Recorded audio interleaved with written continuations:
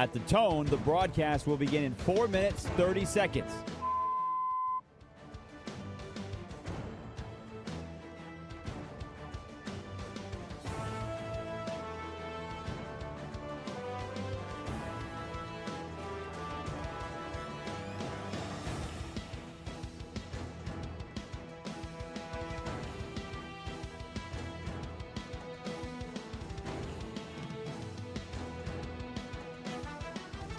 At the tone, the broadcast will begin in 4 minutes.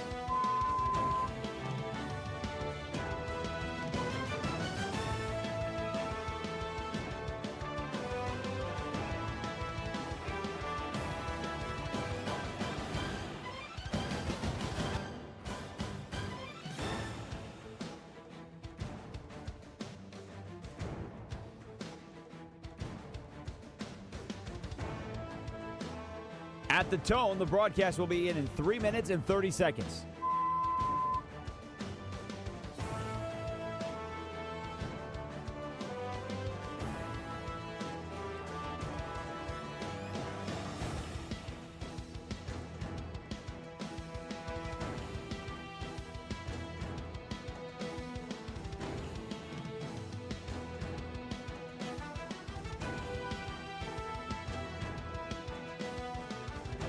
At the tone, the broadcast will begin in 3 minutes.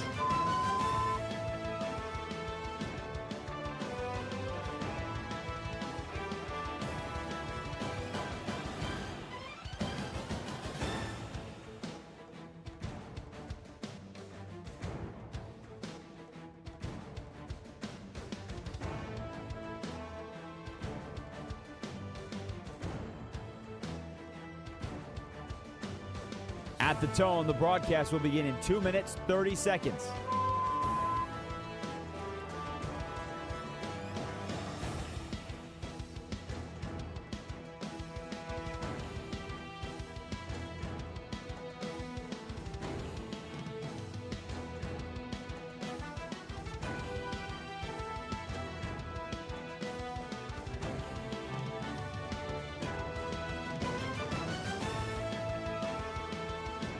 At the tone, the broadcast will begin in 2 minutes.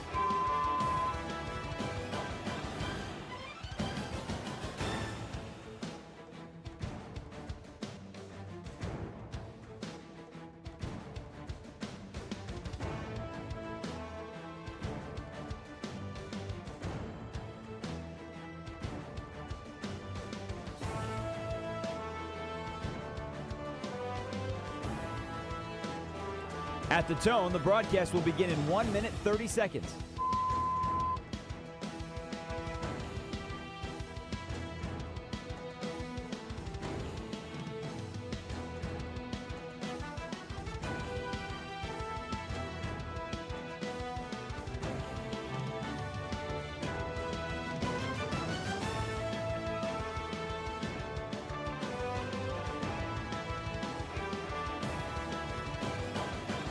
At the tone, the broadcast will begin in 1 minute.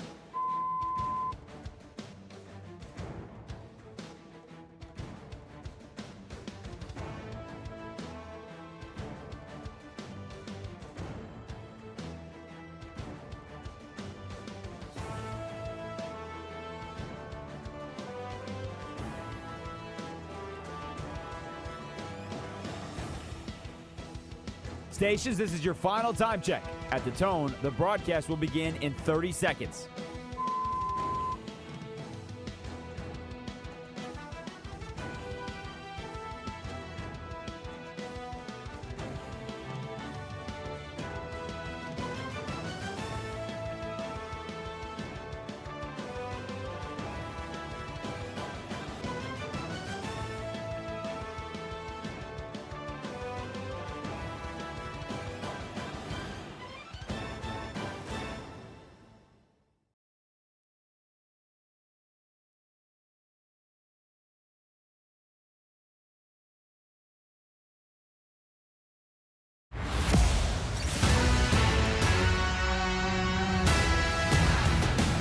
This is Bleck and Abdalla on Westwood One Sports. Here's Chris Bleck and Adam Abdalla. Welcome in to Bleck and Abdalla here on Westwood One Sports, the Westwood One Sports app, Sirius XM Channel 375, and all of our great radio affiliates around the country. Happy Friday. It's Bleck and Abdalla hanging out with you live from Chicago until 3 Eastern here on Westwood One Sports. You can call or text the show at 310-840-4910. As we get things kicked off, Abdalla, a football Friday of a different variety. A football Friday here on the Bleck and Abdalla show. Hanging out with you with the next 3 hours. Things didn't go as to planned last night for the U.S. men's national team. Turkey beats them 3-2 in the final game of the group stage. And, you know, did it matter? I think that's the thing is, like, as we kind of look at last night's game, was it disappointing? Yes, it was disappointing. It was a disappointing outcome. And I think some people who are casual fans of the World Cup or soccer or just a big event that's taking place see a result like that where you lose 3-2, essentially a buzzer beater in soccer, which doesn't happen often, where you see in the final seconds of a match a team put in a goal, and then that's the winner, and then the match is over. You don't see that often. Turkey was able to do that. The U.S. loses 3-2, but now it's on to the knockout stage. Wednesday, 8 Eastern, is the U.S., their first match in the knockout round against Bosnia and Herzegovina. And so that match will be on Wednesday, and that's the focus now. Yeah, is it disappointing that you didn't sweep the group? Sure, but you went into this match having nothing to lose and nothing to gain. You had already won the group.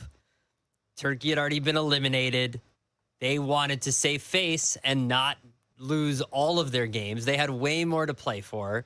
You didn't. You rested a bunch of players. Pulisic ended up coming on in the second half to get some of his steps in, you know, so he could be, so he could get some run in. Look good. He did look good. Look fresh. Yeah. And the moment he stepped onto the pitch, immediately the action kind of changed for the U.S. You got a quick goal. You got the fastest goal in U.S. men's team history. So that was cool to see. But again, you're right. Like, in the long run, it doesn't really matter, which is why, like, no one real started. Nobody started. The U.S. sat 9 starters last night. So okay, so that's the context. After the match, Mauricio Pochettino said this to the media, where he was looking at the media saying, like, why aren't they happier that the U.S. won the group? For you not to say congratulations that we won the group. That is a little bit sad. It's very positive to finish in the way that we finished. Cannot be possible, I'm sorry guys, it cannot be possible that Turkey finish celebrating the 3 point and Australia celebrating the qualification, Paraguay celebrating the qualification, and come here and for you not to say congratulations that we won the group. That is a little bit sad, but only that. I need to remember you and everyone that we won the group. Sorry, guys. We won. There's Pochettino after the match reminding the media last night that was asking questions about the disappointment that they won the group. Yeah. Which is the objective to what the group stage is in the World Cup. I think that's also where we have maybe a difference with the mentality or the mindset of the American sports fan meeting the European mind when it comes to competition and soccer and looking for results and looking for positive momentum heading into the knockout round of the World Cup, that Pochettino's right. They won the group. And I think that's where, Abdalla, like, let me explain this to an NFL fan. All right? Like, because I think that's the easiest way to have this conversation about the World Cup, right? Okay, so you're an NFL fan. You're a fan of, say, Kansas City or Buffalo or Baltimore or Green Bay or Detroit, Chicago. You're a fan of the Dallas Cowboys, the Philadelphia Eagles, right? The Los Angeles Rams, Seattle Seahawks. NFL fan, okay? Your team, all right, we know in the current landscape of the NFL that the NFL has added more games. No one asked for them, but there's more games. It's an 18-game schedule now. There will be more, yeah. Right? And what we've seen over the last couple of seasons in the NFL is with the addition of the more games has kind of diluted the excitement of week 17 and 18. Yeah. Right? Like, we kind of know the playoff standings. And yes, you get that one game against, Pittsburgh and Baltimore where it's a play to get in type of scenario. But for the most part, last year in week 18, we knew who the playoff teams were. Mm-hmm. And there were many teams who knew what their seeding was locked in before you even played in week 18, right? So, like, the NFL gives us more weeks, more games. No one's asking for it. And they're telling us, it's going to be better for the final week of the season. It was not better for the final week of the season. Okay, so you're an NFL fan. Your team is locked in. Now, let's for comparison's sake, your team is not a team that's gotten a bye. Your team's good enough to get into the playoffs. Your team is good enough to host on Wild Card Weekend, but your team is locked in and you don't have a bye. Mm-hmm. Right? The U.S., we're not France or Spain. No. But we're locked in to the tournament. Yeah. Right? So you're an NFL fan. Week 18's on the horizon. Your team is locked in. What does your team do knowing that you have a week until the playoffs start up? Your team is likely to rest your starting quarterback. Your team is likely to rest any of the relevant starters on offense and defense. And so for week 18, your team rolls out backup quarterback, backup players. You play a tough competitive game where in the moment, as a fan, you want your team to win. And then the backup quarterback makes a mistake late in the fourth quarter, and you say to yourself, "Oh yeah, remember, he's the backup.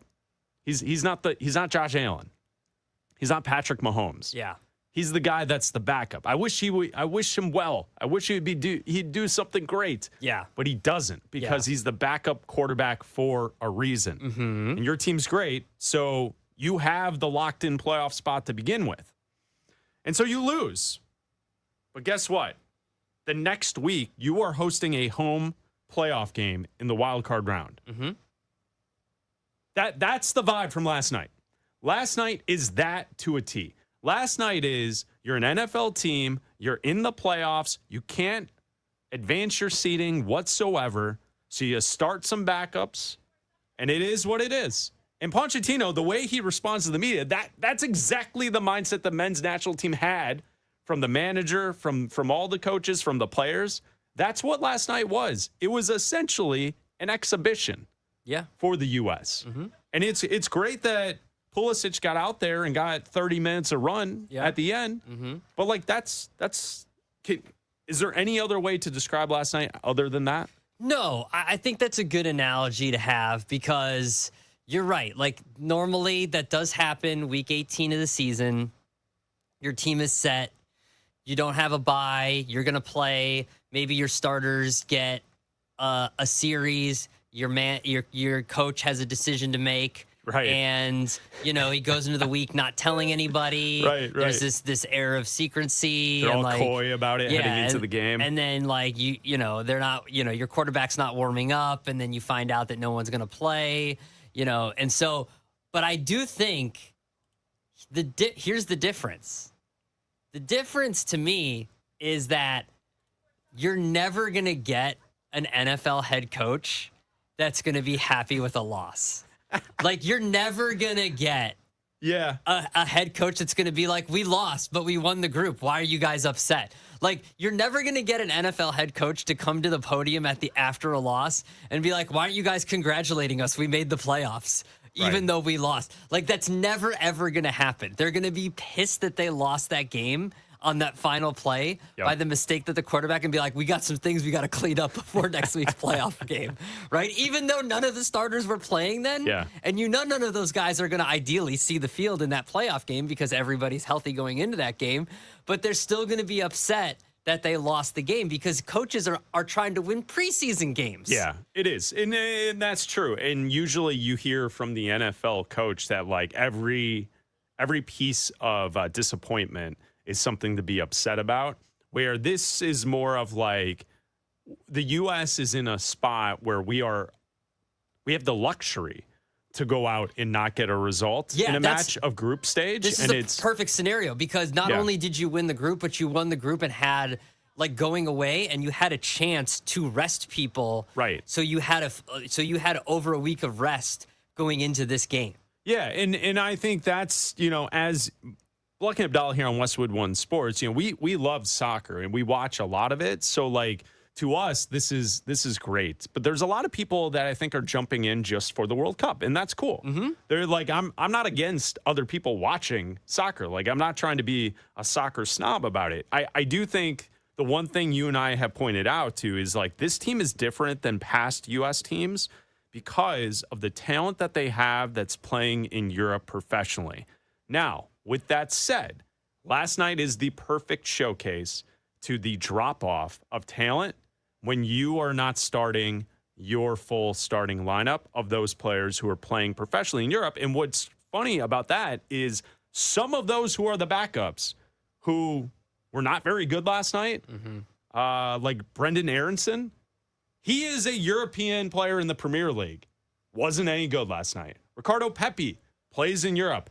Wasn't any good last night. No. Right? Like Gino Reyna, he has some moments. He's played in Europe. He's played for German teams. He struggles at times, and there's a reason he's not in the starting lineup. I think the thing is just you look at the lineup last night, and you the drop off from the starters that the U.S. can roll out there last night's match reminded me of watching this team for the last 30 years. Like, this is what U.S. soccer usually looks like. You get up early. Poor on the back end defensively. You give up easy goals. Yep. You're chasing the game the entire time. You may score. You pop early. You get a goal early, but then you immediately give it back, and then you're just chasing the match the entire time, and you're being pushed around. And that's something I think that was different in seeing this team in the first two games of the group stage. Yeah. Is that we are more aggressive with our starting lineup than we've seen in the past as well.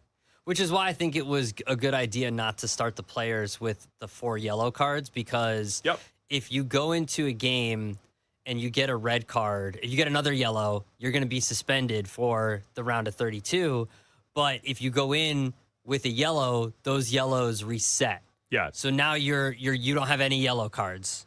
Yeah. Going into the round of 32, everybody resets. Now you've got a clean, no penalties for anybody. Yeah, so like that. It's strategy. It's strategy. It's also and it's a luxury to have that strategy because you won your first 2 games against teams that weren't very good.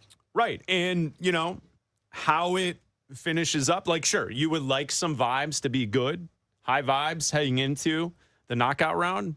But I think the way that they approached it is that, like, they've got a bigger plan in place. Yeah. And last night didn't matter. Like, it would have been nice for the backups to go out there and win and get a result. Unfortunately, they didn't. And that's just what it is. Look, they're a pretty heavy favorite. They're minus 225 against Bosnia and Herzegovina coming up here on Wednesday night. You would think that they would be able to get a result and advance if they right now it's still these games are going to happen tonight for the other part of the bracket between Egypt and South Korea. So right now as it stands, they would face the winner of Egypt and South Korea, but that can all fluctuate because both of those groups they're not even settled yet. So that can all fluctuate between tonight, but now it's officially set. It's going to be the US, Bosnia Herzegovina are going to play each other Wednesday night, 8:00 Eastern. That's going to be a great game. And the 2 other items to note from the knockout stage is Spain is lurking. Yeah. Essentially, if the U.S. can get through the first 2 matches, so Abdalla mentioned that's the second match in the bracket that if they win the first round of the knockout, the round of 16 would be against either, at the moment, Egypt or South Korea. If they're able, they will be a favorite in that game if they get to that point. Yeah. Yeah. If they then were able to get to the round of 8, Spain would be lurking. Right now, it would be, and what would be crazy is Spain, to get to that point, may have to go through Portugal. So the way the bracket is kind of shaping up is that Portugal, Spain, the Netherlands, Germany. Those are all the teams that would be on the same side of the bracket as the U.S., kind of lurking in the background if they were able to get to that point. But hell, if they got to the round of 8, that would be so cool. Man. And it would be really, really neat to see, especially since like where soccer in this country's been and where it's going. I mean, they didn't even qualify, was it 4 years ago or 8 years ago they didn't qualify? 8. 8 years ago they didn't qualify. Yeah, because Tyler Adams has talked about the disappointment in the last World Cup and the performances. So, yeah, I mean, it's good. So, if you see the result from last night, you're like, they dropped one. I don't think it matters. Yeah. I don't think they care. And well, this isn't like, I mean, how much did we rail on the Eagles when they didn't play their starters and it did matter for seeding? Well, and it was like, guys, what are you, like, this matters. This matters. And that's why I brought up the NFL example, because I feel as if every year when we get to the end of December, we have these conversations about rest versus rust. And teams that you're like, I don't know. They didn't play their starters week 18.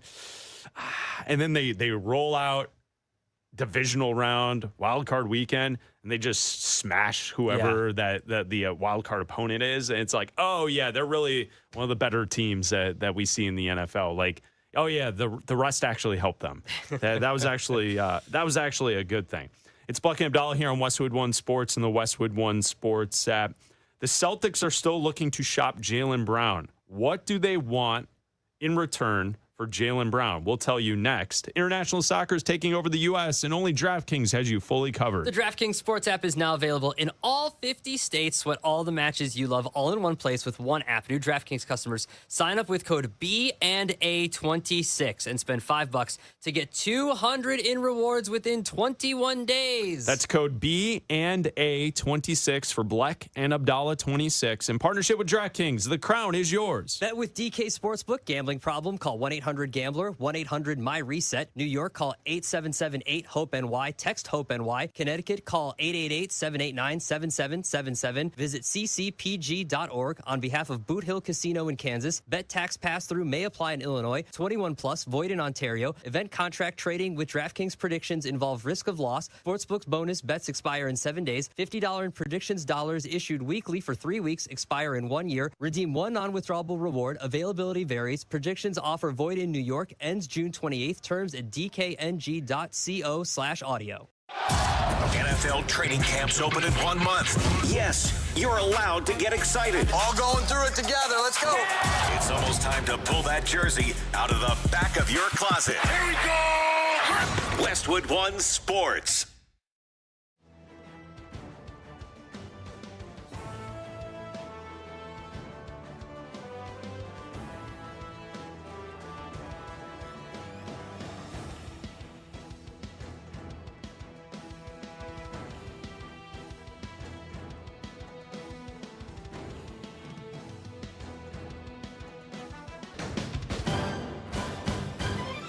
At the tone, the broadcast will begin in 4 minutes, 30 seconds.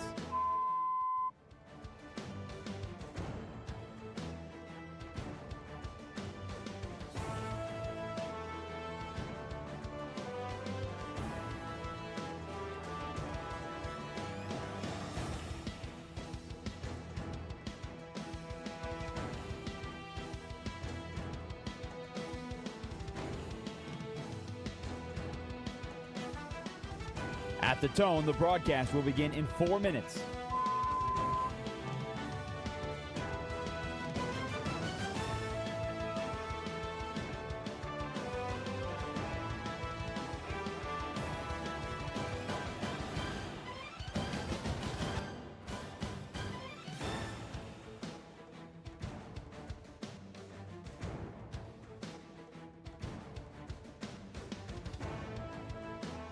At the tone, the broadcast will begin in 3 minutes and 30 seconds.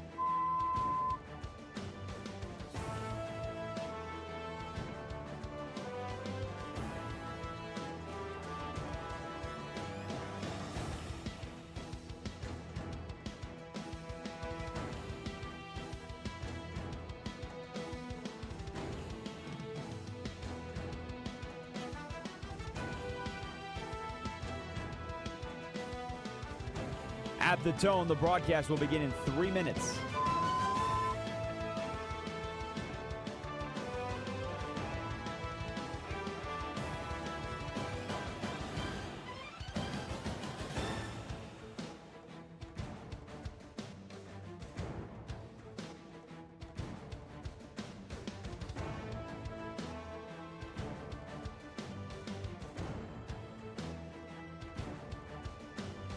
At the tone, the broadcast will begin in 2 minutes, 30 seconds.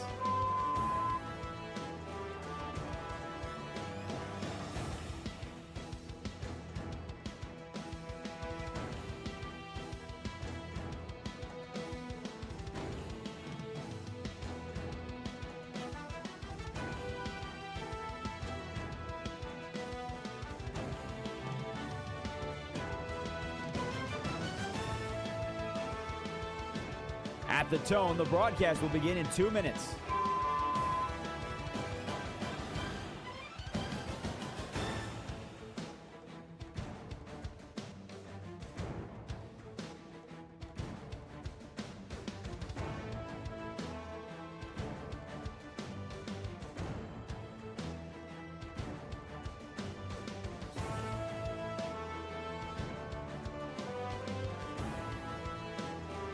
At the tone, the broadcast will begin in 1 minute, 30 seconds.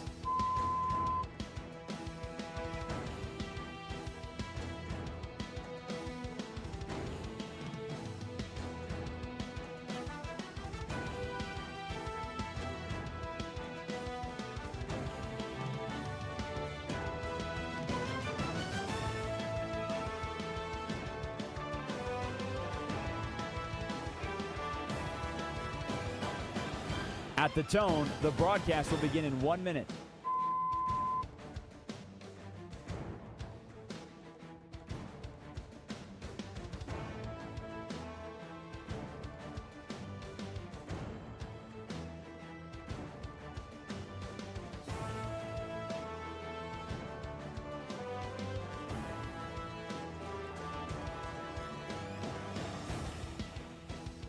Stations, this is your final time check. At the tone, the broadcast will begin in 30 seconds.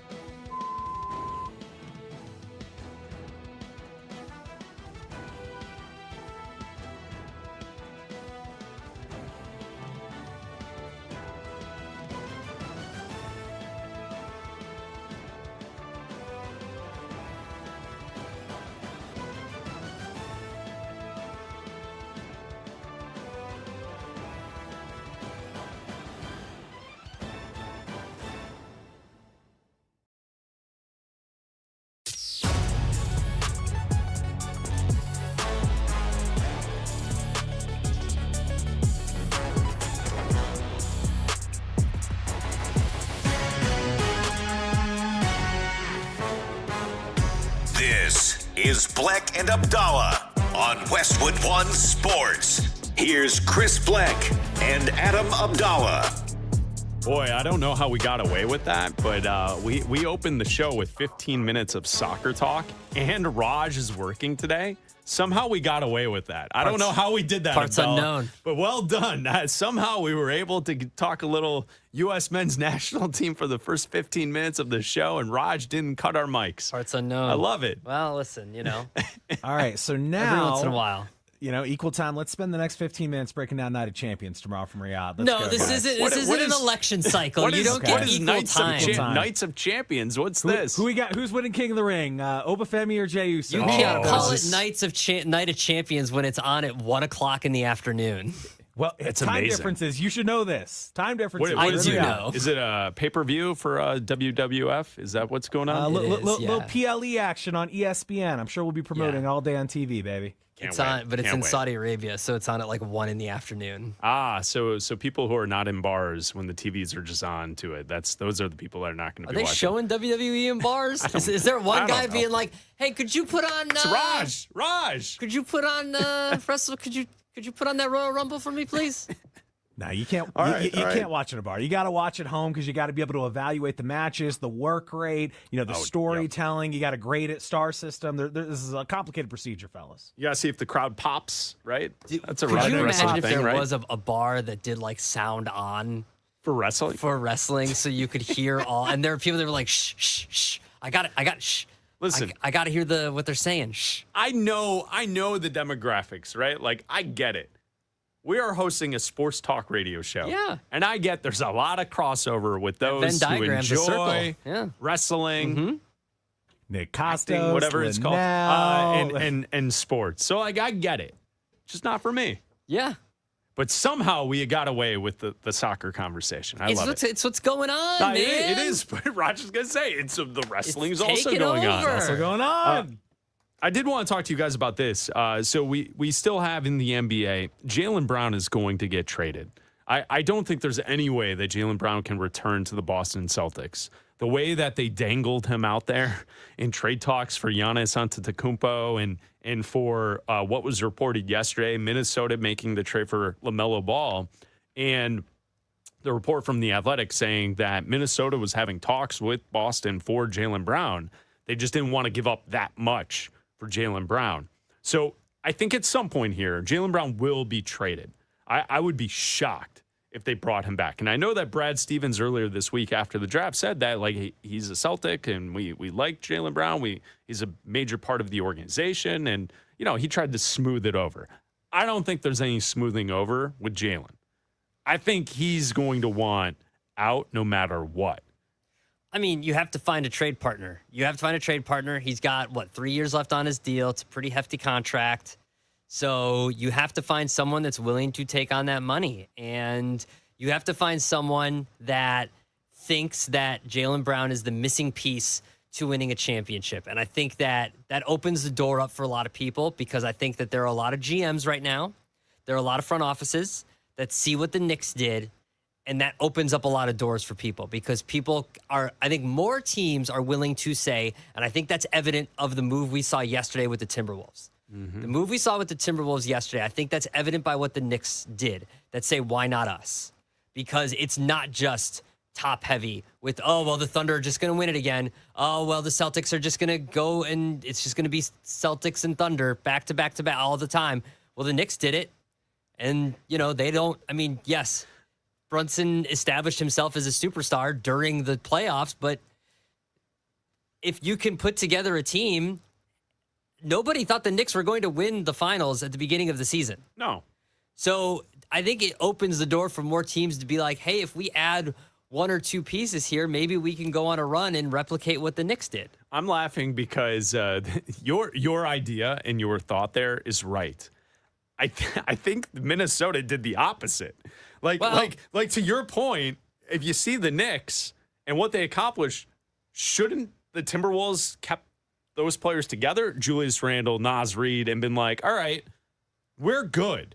We just need the right opportunity to make a deep run. But it wasn't good. Instead, they blew up the toughness of the team. But it wasn't good enough, clearly. No, I know. But that's why I'm saying, you're right. I think teams should look at how the Knicks accomplished the championship and stop chasing stars. I know. And keep their team together. And Minnesota's doing the opposite. All right. So for Boston, what are they asking for? Here's Shams Charania on ESPN television talking about that. Boston, what are they asking for Jaylen Brown? My understanding is in some cases the Celtics have asked teams for at least 4 first-round picks for Jaylen Brown. He's got 3 years left on his contract at a Supermax clip. So where does that put him as far as his value?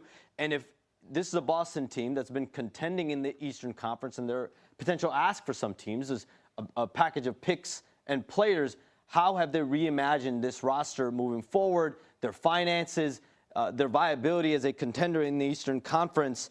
But I do think as of right now, time will tell which side will bring the urgency to this matter this offseason.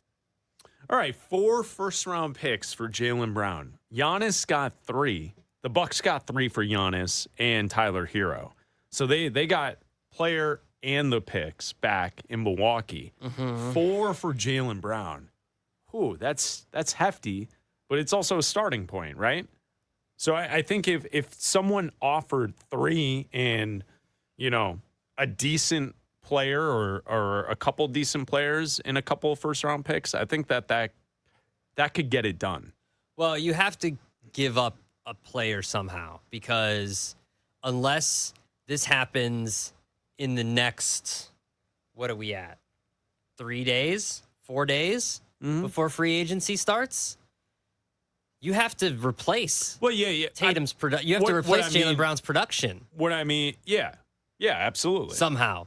Like, you have to replace that production somehow, and the Celtics need to know whether or not this is going to take place, because the Celtics were just without Tatum for the majority of the year, and that's where Brown did most of his work. Like, that's where he came in and carried the team, and that's why he's feeling disrespected because, we just had carried us to a 2 seed in the East, and now you want to ship me out, and you're saying we're not good enough, but this guy was out the entire year, but now we're not good enough, and it's my problem. So if you're going to get rid of him, you need to find a way to fill that void. Yeah.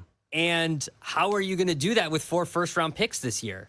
That doesn't help you this season. No, it doesn't, but it sets them up for the future, and that's what Shams was saying, is that are they deciding between replacing that production right now, or are they building themselves for the future to have a sustained run around Jason Tatum?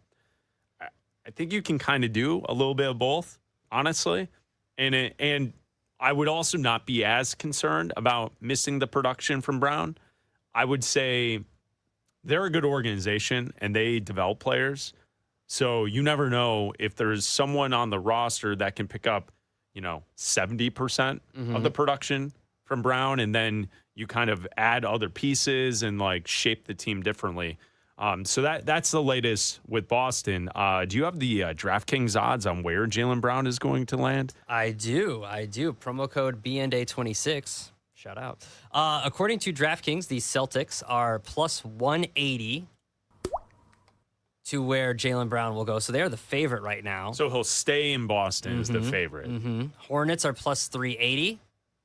The Pelicans are plus 700. The Cavs are plus 700. And the Rockets are plus 800. Two teams there that are interesting. Charlotte's interesting. I don't think, after the move that they pulled off yesterday, sending LaMelo Ball to Minnesota, getting back Naz Reid, I don't think Jaylen Brown really makes sense on that roster unless you send back Brandon Miller. Like, if you say we're going to swap wing players. Okay. Because, like, Charlotte, you're not giving up Con Knippel. No. Like, he is their guy for the future, I don't know right? why you'd want to give up Brandon Miller either. I wouldn't, but if you said today who's the better player, Jaylen Brown's the better player. It is, yeah. But again, you just did like a reset. Like, you're just you're not resetting if you're Charlotte right now, but you've picked not a reset, but you've picked a. I think Charlotte's interesting. Yeah, they at least have young players that could make it, like, that could be worthwhile for the Celtics. I know that they want 4 first-round picks, and Denver can't trade a pick until 2031. I'm surprised Denver is not on that list, and they're like at 25-1 right now. I would say the other team that is on the list that I've seen some loose rumblings about, it's Cleveland.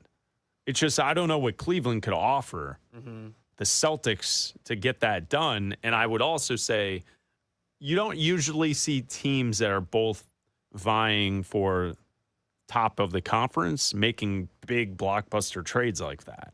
Yeah. But you're right. Denver, Charlotte, Cleveland. I don't really see it with Houston. And I don't see Jaylen Brown getting shipped to New Orleans or like any teams that are like bottom feeders.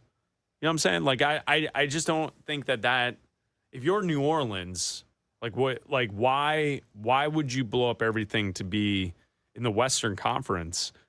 You're a basement dweller, and what you just want to get into the play-in? Like, Jaylen Brown by himself in the Western Conference, you're like hoping to be on the road for a playing game. Yeah. You're like in Golden State Warrior territory. I don't understand, to me, why Portland's on this list. Where's Portland at? Portland's second. They're like plus 600. Oh, are they? Yeah. Because all right, got it. The list I was looking at, the Hornets for a second.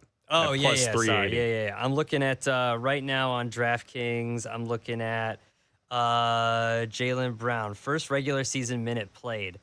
The Celtics are here. I'm looking at Portland. Yeah, Portland's in the mix now, too. All right, Portland makes a lot of sense. I think Portland makes sense. Their owner doesn't want to pay anybody. No. Well, coaches know. People that work for the organization know. I think he said he's on the record yesterday saying that he wants the taxpayers to pay for all the renovations for the stadium. Kind of loosely threatening that, like, well, we stayed here, so you got to pay for it.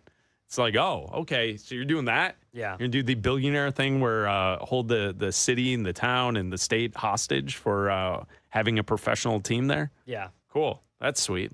I think Portland can make sense. Yeah. The Hornets are interesting, though. I would say I think that the Celtics at the lowest odds, though, is interesting because I don't know how you smooth things over with Brown in the front office. I don't think you need to smooth anything over with anybody on the team, like player-wise. I don't know if there's a rift between him and Jason Tatum. Like, I don't know if Brown and Tatum can't work together or can't play together. This seems like a rift between Brown in the front office, and like, why am I the one that you want to get rid of after I carried the team through injury? If anyone would have an issue, it should be Tatum. Yeah. Like, Jaylen Brown's the one that was talking crap on the live streams after the season ended. Like, the moment they got bounced, he's on the live stream. Argue with your grandma. Yeah, telling people to argue with their grandmas. Yep. Yeah, Argue with your grandma. Come on, Jaylen. All right, so that's the latest with Jaylen Brown. The Celtics looking to get back 4 first-round picks for Jaylen Brown. It's Bleck Abdalla here on Westwood One Sports and the Westwood One Sports app. Sponsored by Progressive Commercial Insurance, protecting small businesses with affordable coverage options. Quote today at progressivecommercial.com. Coming up, we have 32 questions and 32 days in the NFL as we count down to training camp. Today's team, the New York Giants. Can John Harbaugh and Matt Nagy get the most out of Jackson Dart? We talk about that coming up next.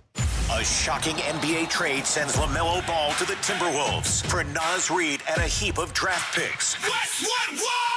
Ball joins Anthony Edwards in Minnesota to form one of the most exciting 1-2 punches in the league. Will it be enough to get past the Spurs and Thunder? Westwood One Sports.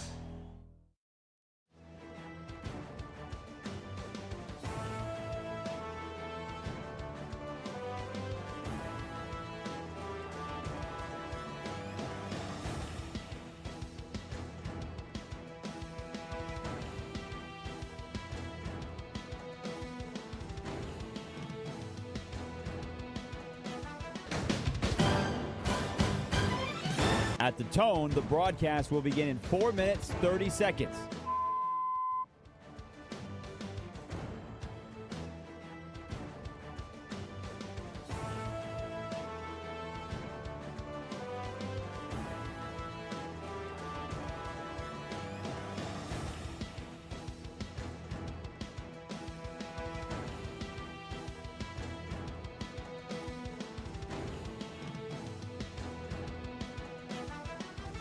At the tone, the broadcast will begin in 4 minutes.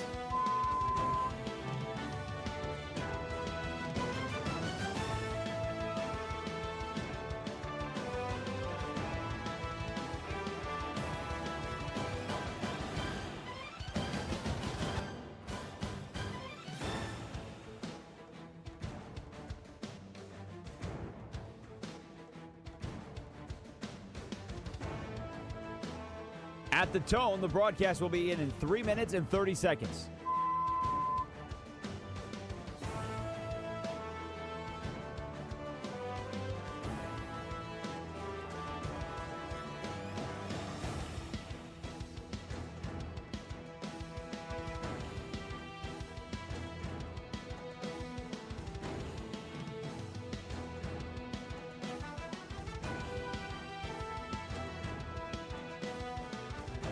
At the tone, the broadcast will begin in 3 minutes.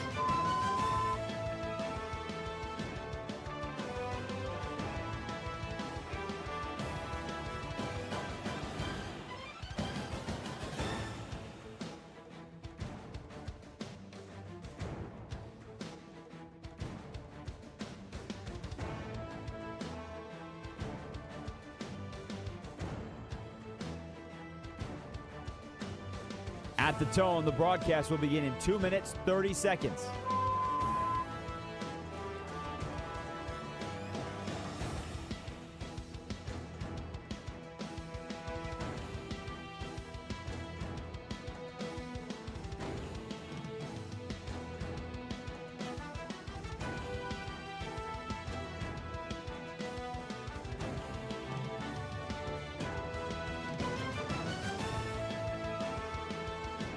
At the tone, the broadcast will begin in 2 minutes.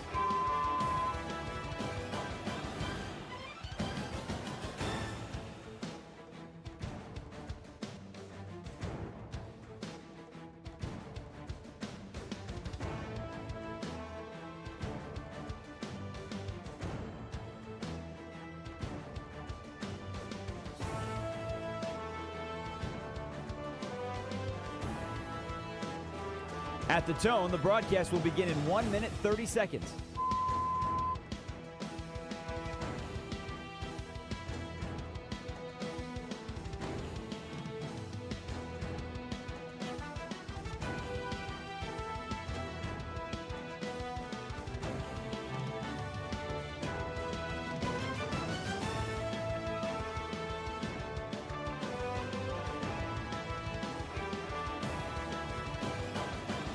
At the tone, the broadcast will begin in 1 minute.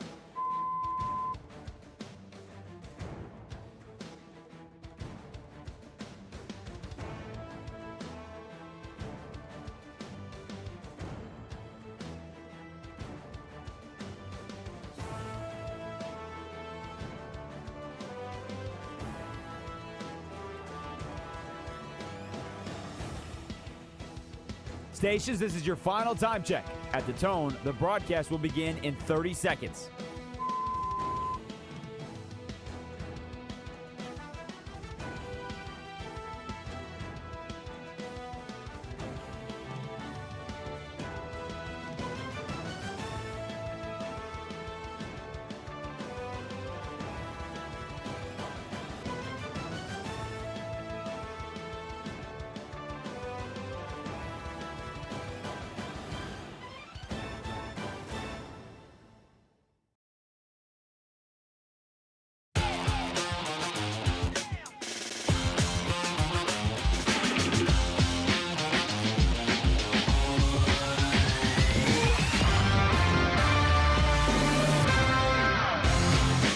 This is Bleck and Abdalla on Westwood One Sports.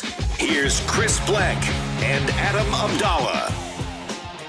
Bleck and Abdalla hanging out with you until 3 Eastern right here on Westwood One Sports and the Westwood One Sports app. We are counting down the days until the start of NFL training camps around the NFL. July 22nd is when the first two teams in the NFL report to camp, the Cardinals and the Panthers. Patriots and Seahawks on the 24th of July. The 28th, essentially the entire league will be at camp by July 28th, including the New York Football Giants. And that's where we get our 32 questions in 32 days. 32 questions in 32 days. Bleck and Abdalla discuss every NFL team's biggest question heading into training camp. Today's team, the New York Giants. Dart off to the running back, Scatterboo. There was a block inside. He's going to stiff arm his way in. Touchdown Giants, Scatterboo. Today's question, can John Harbaugh and Matt Nagy coach Jackson Dart to avoid hits? 32 questions in 32 days. The New York Giants. The question today, can Nagy and Harbaugh coach Jackson Dart to stay upright, as a major issue with Jackson Dart in the last season was getting hit, heading to the blue tent. No one spends more time in the blue tent in an NFL game than our guy Jackson Dart. What's up, what's up, what's up? Yeah, yes, Jackson Dart. Can the Giants coach him to be smarter on the football field? I think he was in protocol 5 times, I believe. Last season he threw for he started 12 games. He threw for 15 touchdowns. He ran for 9 touchdowns. He threw for 2,200 yards. He had 5 interceptions. He took 35 sacks. Yeah. Now, they also just drafted Francis Mauigoa, who is one of the largest humans I've ever been around when we were at the draft in Pittsburgh. He's a big dude. About 2 months ago. Big dude. Yeah. He's one of the largest people I've ever seen in person. And listen, Malik Neighbors is also coming off of an ACL and just had a cleanup and they don't know if he's going to be ready for week 1. So there's a lot of things going on. And I think that it is imperative that you keep your quarterback healthy. And this is something that the media, fans have been very critical of Jackson Dart, is learn when to get rid of the football. You have to get rid of the ball faster because of those 35 sacks. Like, that's part of that is getting rid of the ball faster. And also, like, you don't have to make every single play. Like, you don't have to go out there and take big hits. You don't have to run through a wall every time, run out of bounds, slide. Like, there are ways to pick up yards that don't put your body in danger. And you have to learn how to do that. And he's been on the record multiple occasions to say that he is not going to change his style of play. And to me, that's concerning. If I were a Giants fan, I would be concerned about that. Like, if Cam Scatterbo wants to talk like that, that's fine. He's a running back. You can replace running backs pretty easily in the NFL. Yeah. But if the guy that I am invested in as a franchise quarterback is going to talk like that, then I'm going to start looking for my next franchise quarterback. Yeah. How do you want Jackson Dart to talk? What's up? Like, I want to say that he's going to start learning how to get rid of the ball faster and learn how to run out of bounds. Yeah. All right. So my opinion isn't a New York Giants Jackson Dart opinion specifically, but you can apply it to the Giants and Jackson Dart. If you have a quarterback who is a run-first quarterback who takes a lot of hits, in my mind, that quarterback will not last. There are very few that we've seen throughout NFL history that successfully have extended long careers who take a lot of hits. There's a few names that kind of come to mind. You know, you go through the history of the NFL, Michael Vick, right? He was a running quarterback. Randall Cunningham, Steve Young, right? Steve McNair. Those guys ran a lot. They took hits, and they were for the most part had pretty long careers. I know we could all debate the extent for how long and how successful those quarterbacks were as they went on throughout their career, especially Vick. But to me, if you take hits early and often as a quarterback, it catches up to you. I think right now we are in the midpoint of that conversation with Lamar Jackson. Mm-hmm. Lamar Jackson is better when he's in the pocket. And then when he can use his legs occasionally, it breaks the game open. Mm-hmm. But it's not the focal point of the Ravens offense. I think that's the message that needs to get across the Jackson Dart, is that you can do this, you can run. It ain't going to last long. You're not going to have a lot of success running and taking the hits that you're taking. Get out of bounds, get down, stop taking the hits, and live to play another day. Live to play another down. You know, like, that also goes back to something that Tom Brady always would talk about in regards to a third and long or a play in the first, second, third quarter where he would just throw it away. And what was Brady's rationale to doing that stuff? It was always, there'll be another play. There'll be another series. There'll be another down. So don't throw the bad interception. That's the mindset that Brady had with throwing the bad picks, would just throw it away. I'm saying the same thing for Jackson Dart. Just get down, get out. Don't take the hit. Just live for that next down, for that next play, and don't take that punishment, because you can't guarantee how people respond to head injuries. Mm-hmm. So if you continue to take these hits, you're continuously going into the blue tent for concussion protocol. You never know how that goes moving forward. Yeah, and that's a problem for him. You know, like there's two paths he can go down, right? Like, you can go and you can be a guy that your rushing is an asset, where you can see a guy like Caleb Williams, right? Caleb Williams has turned his running ability into an asset. He can escape the pocket. He can run around. He can extend plays. He can run for extra yardage. And he's learned to run out of bounds, not take the extra hit, and to cut those the sack numbers down in half from year to year. And he's not, taking big hits anymore. Or you can turn into Tua Tagovailoa, and you're one concussion away from being out of the league, essentially. You are. That's what he is. We've all seen. Yeah, no, I agree with you. Like the concussion arms that Tua has had, where it's scary when he got hit the last couple of times. Oh yeah. And Jackson Dart is putting himself in position to be the next guy that one more hit and he could be out of the league. And so you can either protect yourself and get to the next contract and be the guy in New York, or you can get yourself hit out of the league. It's simple as that. The New York Giants, they report to training camp on July 28th. All teams in the NFL will be reported by that time. The first two teams, Cardinals and Panthers, July 22nd.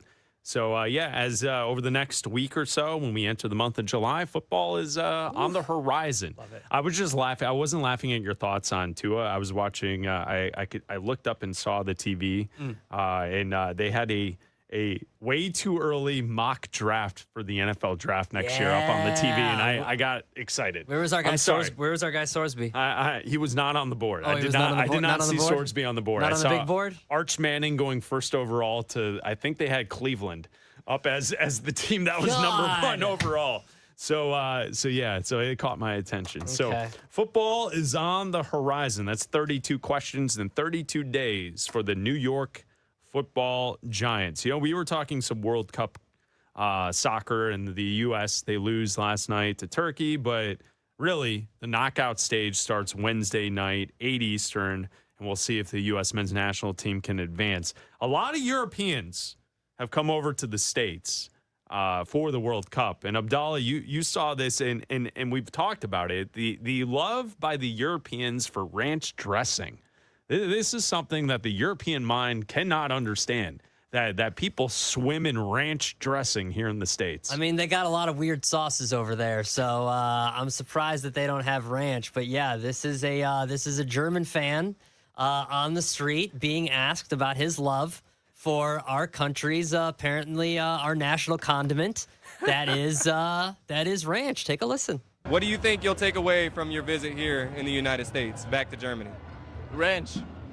I love ranch. I tasted here and it's delicious. And I take 2 bottles with home. With me. What? 2 bottles home with them. 2 bottles ranch. home. What? 2 bottles home. Yeah. 2 bottles home. I love ranch. Oh man. He loves ranch. I love ranch. I love it. Yes. That's like the first thing. Like, what are you taking back with you? Not the experience. This is your first time here in our country. I love ranch. What are you taking home with you? It's like, it's the amount of food that we give people. Yes. It's the fact that we're loud. Yes. It's our ranch. I love ranch. It's our barbecue. It's so funny to me, the things that Europeans are taking from I love ranch. Americans. Well, it's it's like in reverse, when we Americans go to Europe, we're like, my mind's been blown by like how small everything is and how efficient things are, and the beauty of the architecture, not here. No, the European mind sees America. It's I love ranch. I want a tub of ranch. I want a tub of take that guy. Ranch. Listen, you want to blow his mind? Take him to a Costco. Wow. And get him some ranch at a Costco. Boy, I was thinking about that on Sunday, so I decided to go to the 8th gate of hell on Sunday, and that is Costco on a Sunday. On a Sunday? We went on a Sunday, and boy, what a mistake! Dude. And I love ranch.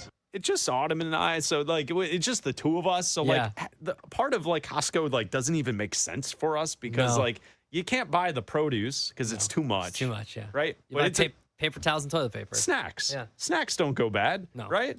I love ranch. And ranch. We could get ranch.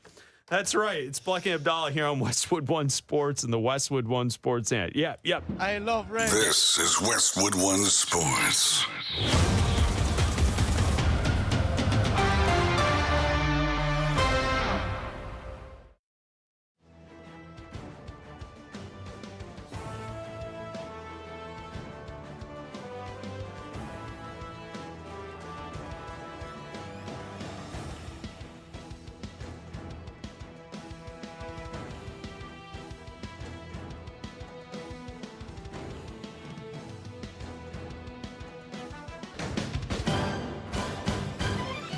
At the tone, the broadcast will begin in 4 minutes, 30 seconds.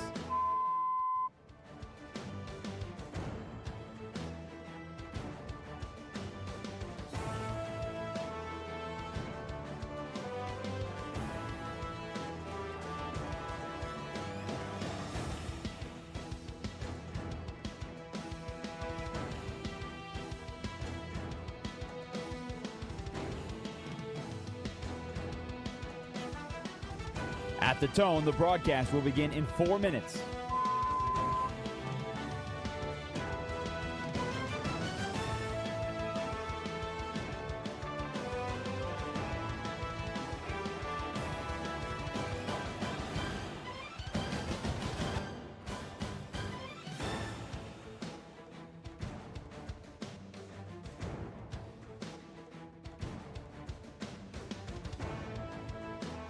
At the tone, the broadcast will begin in 3 minutes and 30 seconds.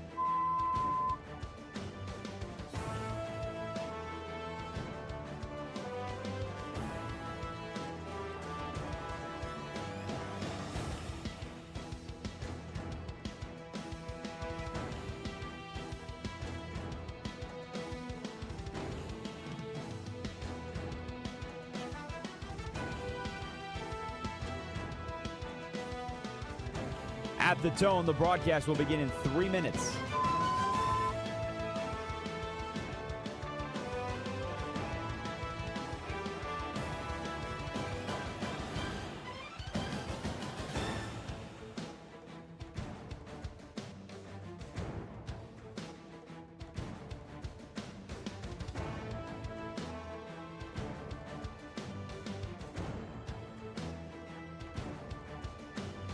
At the tone, the broadcast will begin in 2 minutes, 30 seconds.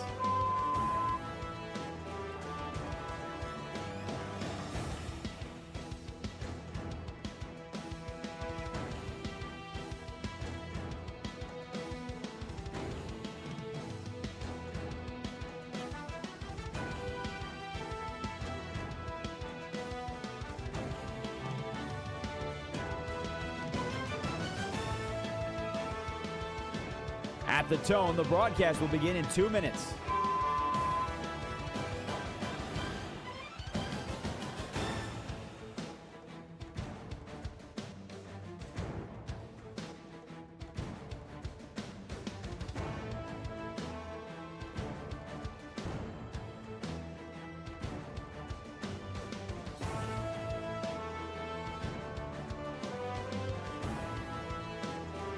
At the tone, the broadcast will begin in 1 minute, 30 seconds.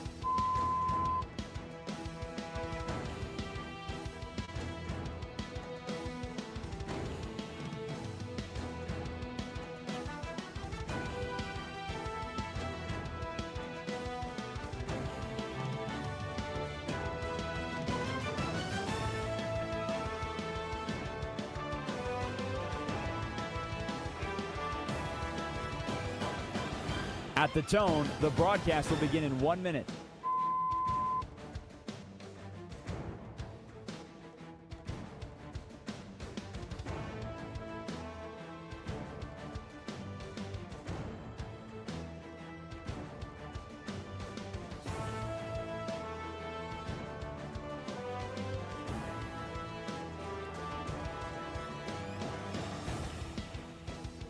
Stations, this is your final time check. At the tone, the broadcast will begin in 30 seconds.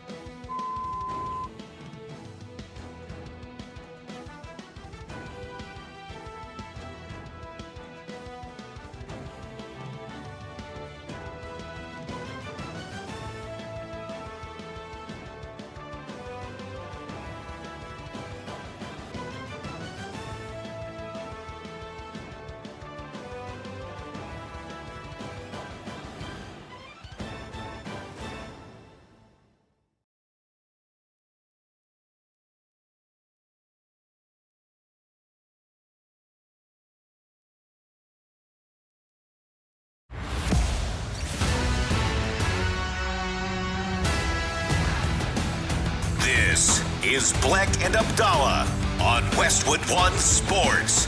Here's Chris Bleck and Adam Abdalla.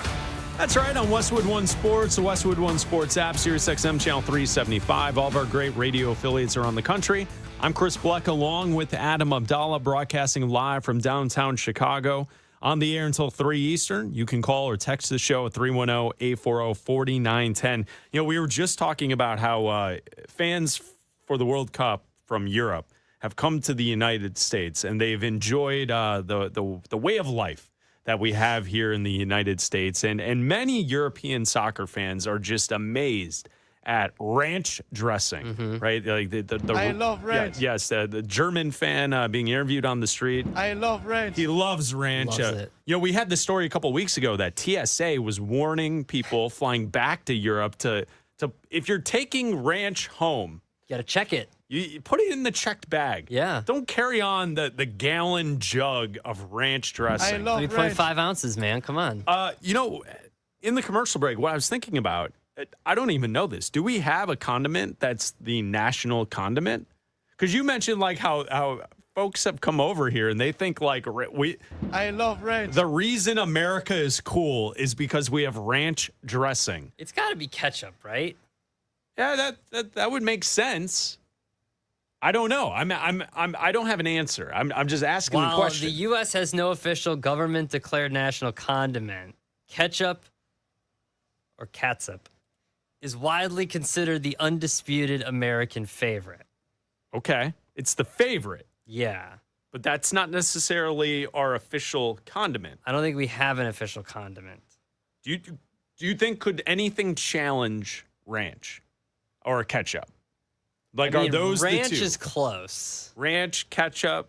I don't think enough people use mustard. I think on like stuff. Honey mustard's a hell of a condiment. Yeah, but like people put ketchup on People a don't lot put of stuff. Mustard. Mustard's my favorite. I know mustard. Yeah, is give me a yeah. yellow mustard. Yeah, Ooh, baby, Give me a that's spicy mustard. like a brat on the 4th of July. Number one condiment in America. Do you know why? Because people like to say salsa. Salsa. Is that a Salsa. condiment? Salsa. I don't know. Not No, sold. I feel like because salsa I is- don't think you put salsa on stuff. I mean, tacos. Yeah, but you have to be eating something specific. Like I don't just put salsa on. Like I don't dip stuff. Like I don't take. You don't go and it's like You're dipping a chip into salsa. chips specifically. I don't get French fries and then dip them in salsa. You could. Yeah, but I can get French fries and dip them in mustard if I wanted to. That I agree. So maybe it is a part of the conversation. You can call or text us at 310-840-4910. What should the national condiment for the United States be? Is it ketchup? Is it ranch dressing? Is it maybe you're strange and you want tartar sauce on the list? Are you Abdalla, you a big tartar sauce guy? Ew. It is Raj, what do you think? It is unequivocally ketchup because, guys, everywhere outside of Chicago knows that's what you put on a hot dog. Yet, Raj, you don't want to hear my thoughts on this. I did. We I talked also about have this strong before. thoughts We on talked this. about it. We talked about it. Yeah, I mean, the only I believe your phrase was "no adult should ever put ketchup on a hot dog." This was right in line with your "no adult should ever go to Disney World without kids." There's a slew of Bleckisms, Yes. but ketchup was right near the top no, of the list. you That's nailed why I it. brought it up. Raj, you are 100%. If you're a child Yeah. and you want ketchup on your hot dog, then go for it. But you don't put ketchup on a hot dog. That's just not something Some people you do. like what they like, Chris. Yeah, and you know what? Not all about you. And on that note, and just because you Raj, like it doesn't mean it's right. And Raj, on that note, do you remember what I said? Don't worry about what I put in my mouth, and I won't worry about what you put in yours. Chris, All right. what did you say? All right. Yep. All right. Easy there. No one's worried about what you're putting in your mouth. And I won't worry about what you put in yours. Okay. So I was curious. I was thinking about, we were talking about the German soccer fan who just loves his ranch dressing. I love ranch. Yes, he loves his ranch dressing. He's going to smuggle in cases of ranch back to Germany. And I was just curious, what is the national condiment? Is it anything other than ketchup? Let's see. I'm looking on Wikipedia. They've got a list of them by country. I'm looking for United States. United States. We've got like the ones that are indigenous to the United States. Homegrown condiments? Homegrown condiments. Okay, homegrown. Are barbecue sauce. Oh, I forgot. We didn't even mention barbecue sauce is great. Carolina sauce or Carolina style. Yeah, barbecue sauce. Cranberry sauce. Fry sauce. I don't know what that is. Mayonnaise. Ugh. Mumbo sauce. I don't know what that is. Sauce. I don't know what mumbo sauce is. Mumbo sauce. Old sour. I don't know what that is. Relish. And then there's a ranch. Mumbo sauce is a sweet and tangy, slightly spicy condiment. Okay. DC area, fried chicken wings, fries. You put it. It's kind of like a mix of barbecue and sweet and sour is what it says. By the way, fry comeback sauce is delicious. Don't sleep on fry sauce. Fry sauce What's is good. fry sauce? What's comeback it's sauce? kind of like a ketchup, mayo, Thousand Island type thing. Like certain. Oh, like a lot of yeah. I fast know food what this places is. have Yeah, it. yeah. All right. Okay. Yeah. All right. Yeah, comeback sauce. What's comeback sauce? Creamy, tangy, spicy, mayonnaise-based dipping sauce from Mississippi. Oh, it's kind of like the same thing. It says kind of like Thousand Island dressing sauce. Okay. All right. And then the final one here that is listed as a condiment. Yep. That is indigenous to the United States of America. Indigenous. Yes. I don't believe that this is a condiment. It says here, and I believe we're going to get into the territory of, is a hot dog a sandwich here? No, we're not doing that. Oh, no, boy. We are not doing that radio Okay. segment. Hold on. Peanut butter. Yeah, okay, that's tough. Because you could dip things into Spreadable, you could dip it. you can dip things into peanut butter. You can put peanut butter on things, but you could also have a peanut butter sandwich. You technically could ask for a side of peanut You butter. can ask for a side of peanut butter. Is peanut butter a condiment? I'm gonna say yes because like you go to some of those fancy burger places where they have all the put different peanut butter on the burgers on it. burger. Yeah, like I've seen that. And you get it when you go to like a hotel for the breakfast. Sometimes they give you it in like in little individual bagel. packets. Yeah. So I guess, is it a condiment?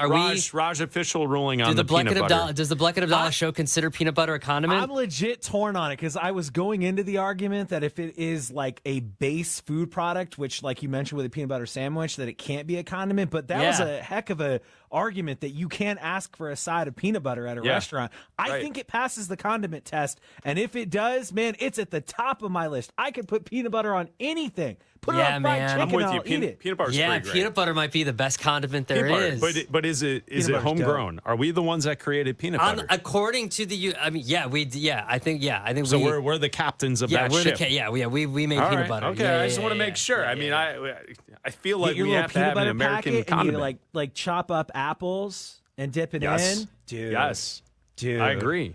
You can call or text us 310-840-4910, the 209, Chad in California. He says it's probably ketchup, but I'm a hot sauce guy, and I love football. Yeah, I agree. I agree, Chad. I love football as well. I love the NFL. Yes, we love the NFL. We love football. Absolutely. We're with you. Yes. Yes, we love football. Hey, Abdalla, when your parents go to restaurants, no matter what the genre, does your dad always ask for hot sauce? Because mine does, and I'm wondering if that's a home team thing. No. My dad is not a hot sauce. Is not a hot sauce guy. He is he puts a ton. He always asks for like a whole jug of cream though. A whole jug of cream for his coffee. Of jalapenos into restaurants. For his coffee, yeah.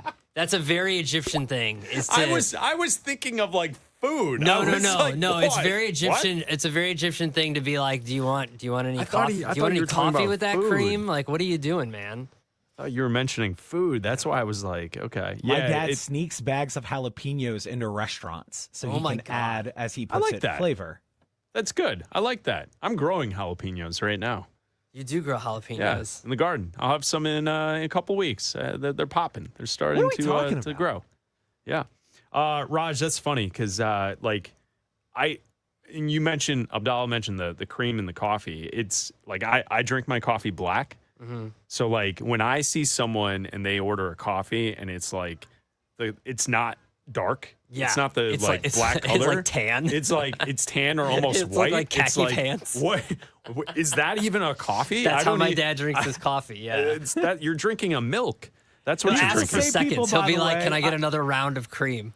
While I have the floor, that judge me while I drink my unhealthy soda, but have so much stuff in their coffee. Yes. In it. It's like 1,000%. Like 8 times the calories as my Diet Coke. Get out of here. The caramel macchiato with whipped cream and extra caramel and all that stuff. Yeah. Oh, yeah. With Abdalla always orders it with extra drizzle. I don't know. Raj, No. he wants. Okay. I don't get I don't macchiato. He wants the extra drizzle. Easy. On yes. Don't worry about what I put in my mouth. And I won't worry about what you put in yours. From the 708, barbecue sauce obviously is the condiment for the country. I would say from the 209, sour cream. That's not one we've mentioned. Sour cream. That goes into the whole ranch mayonnaise family, man. That's gross. Not for me. Not for me. From the 773, the only thing more overrated than ranch is the German soccer team. Oh, yeah. Oh, take that. Yeah. How about that? A little shot. Oh, yeah. I love ranch. How about that? Wow. Love that. Take that. All right, so there you go. You can text the show 310-840-4910. I was just trying to figure it out. Yeah, I'm not a ranch guy because I'm not a mayonnaise I wonder guy. if it's peanut butter. Peanut butter is an interesting addition to the conversation. Does that mean that jelly's a condiment too? Yeah. Jelly's absolutely a condiment. Okay. Yeah. If something is left on the middle of a table, That's a like condiment, permanently yeah. sitting there, it's condiment. And jelly is Yeah. one of those things. Oh, Every yeah. breakfast diner has the little packages of jelly just sitting there. That's true. Yeah. That's true. And some you're have right. the little packages of peanut butter, though, to your guys' point. Like the little tiny ones. Like you go to like diners, they have those sometimes. And also, to that same idea, Raj, butter, right? Bread and butter. Butter's condiment. Butter is, it's hard to beat a good piece of bread with Yeah. just butter. Yeah. Yeah. Like, Yeah. that's great. That's Yeah. what I live on. Mm-hmm. It's the best. That's what makes us eat seafood. It's an excuse to eat butter. Yeah, that is true. It's Bleck Abdalla here on Westwood One Sports and the Westwood One Sports app, hanging out with you until 3 Eastern.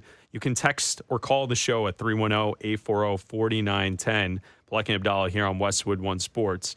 Abdalla, I did want to mention this because I saw this, and I don't know if you've noticed this, that tech companies are now raising prices because of the AI takeover. Have you seen this? Our worst nightmare is that we here on the Bleck and Abdalla show, we have pointed out all the faults in AI technology. Everyone's relying way too much on the robots. I hate it. The robots are coming for us all. But now, as this is starting to take place and more companies are mandating that you have to use AI technology to do things, the tech companies are now responding, like Microsoft, Amazon, Google, and even Apple, by hiking their prices. Have you seen this? That Apple is now raising the prices of Not a fan. MacBooks and iPads. Not a fan. So and the justification is that there's not enough computer chips to go around, and that the prices and all of the consumption of AI technology is getting prices to soar. This is all because, first of all, I suggest everybody watch the documentary iRobot, starring Will Smith, and expand your mind, broaden your horizons, and to see the future and what's coming.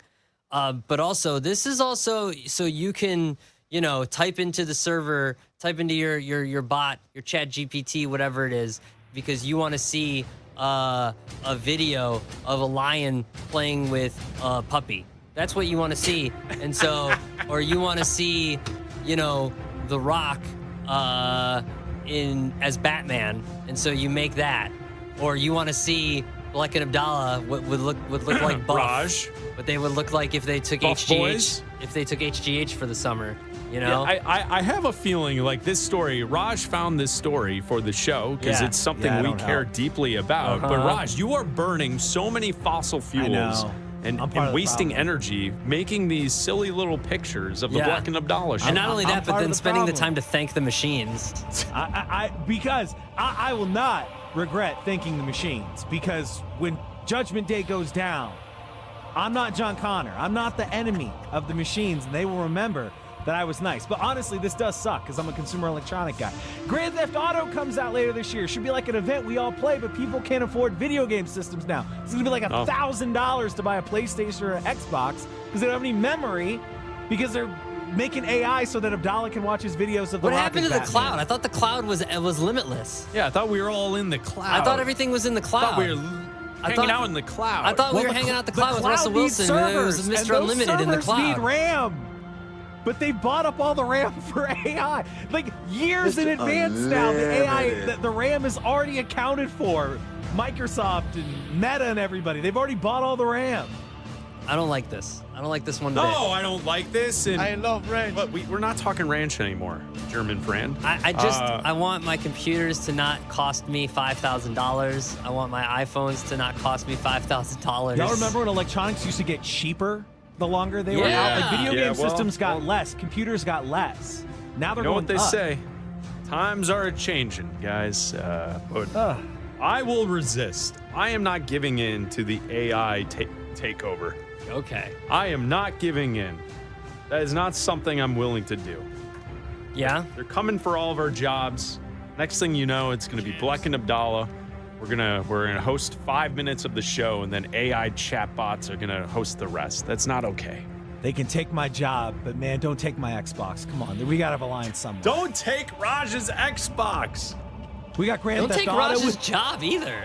We got Madden with Caleb on the cover, and people aren't gonna be able to play it. They can play it, they just can't save their progress. Yeah, well, that's true. That's true. It's gonna be old school when we were playing video games. You just gotta play, man. Yeah, you just gotta be good. You just gotta play till it's done. You gotta get to the end of the level. Yeah. Grand Theft That's Auto's it. gonna take like 120 hours to complete. What are people not You gonna better sleep? get a friend and start staying up. So there you go. There's another reason to dislike AI that's being shoved down all of our throats. I don't think common folks, I don't think we're looking for more AI technology to take over our lives. No, write emails yourself, people. It's Bleck and Abdalla here on Westwood One Sports and the Westwood One Sports app. Just quickly, did you guys see, since his name was brought up, Caleb Williams, did you see that he lost his trademark for Iceman? Yeah. Because there's already an Iceman? Yeah, Drake. George Gervin. Who? The Iceman. Haven't heard from him in years. Basketball Hall of Famer. Haven't heard from him. I would just like you. I would heard- like Adam Abdalla to say, "You're right, Bleck. You called it. You're right." Haven't heard from him when they dust him off. Yeah. When they dust him Caleb off. lost to Lacrosse, an Oregon-based footwear company that owns the trademark. Oh, I thought he Iceman. lost to George Gervin. I thought he lost to the Iceman. A Iceman prevailed. No. And it's not Caleb. I would like you to say that I'm wrong. It wasn't the Basketball Hall of Famer. I'm not wrong. I said he wasn't going to get it. No, you said it was because of George Gervin. You're wrong. And there's an I'm not Oregon-based footwear company not named Nike, apparently. Who knew? Yeah, that's right. That is a Who'd fact. have thunk it? Who would have thought? It'd be like, I'm going to compete with this. So we had a big trade yesterday in the NBA. We will fill in the blank on the Timberwolves and the Hornets trade of LaMelo Ball coming up next with Raj and fill in the blank. International soccer is taking over the U.S. and only DraftKings has you fully covered. The DraftKings Sports app is now available in all 50 states with all the matches you love all in one place with one app. New DraftKings customers sign up with code BNA26 and spend $5 to get $200 in rewards within 21 days. That's code BNA26 for Bleck and Abdalla 26 in partnership with DraftKings. The crown is yours. Bet with DK Sportsbook. Gambling problem? Call 1-800-GAMBLER, 1-800-MY-RESET. New York, call 877-8-HOPE-NY. Text HOPE-NY. Connecticut, call 888-789-7777. Visit ccpg.org. On behalf of Boot Hill Casino in Kansas, bet tax pass-through may apply in Illinois. 21 plus, void in Ontario. Event contract trading with DraftKings predictions involve risk of loss. Sportsbook's bonus bets expire in 7 days. $50 in predictions dollars issued weekly for 3 weeks, expire in 1 year. Redeem one non-withdrawable reward. Availability varies. Predictions offer void in New York. Ends June 28th. Terms at dkng.co/audio. U.S. men's national team has wrapped up group play. Up next, the round of 32 on Wednesday. How far can they go? Let's find out. Westwood One Sports.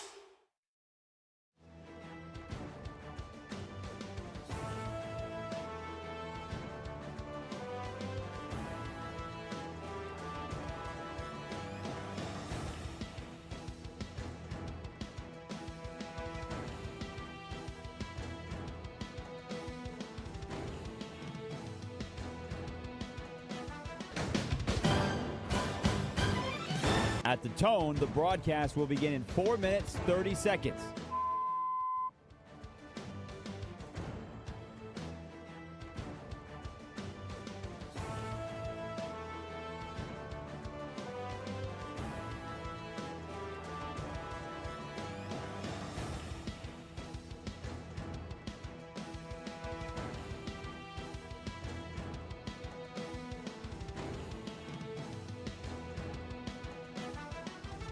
At the tone, the broadcast will begin in 4 minutes.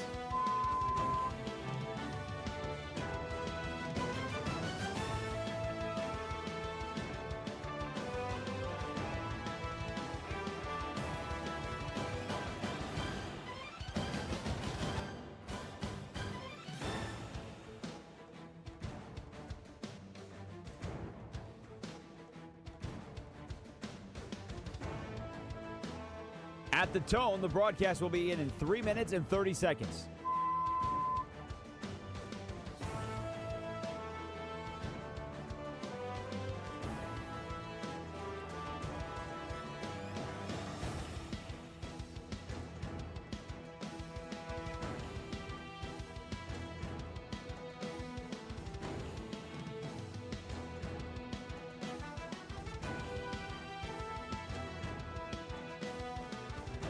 At the tone, the broadcast will begin in 3 minutes.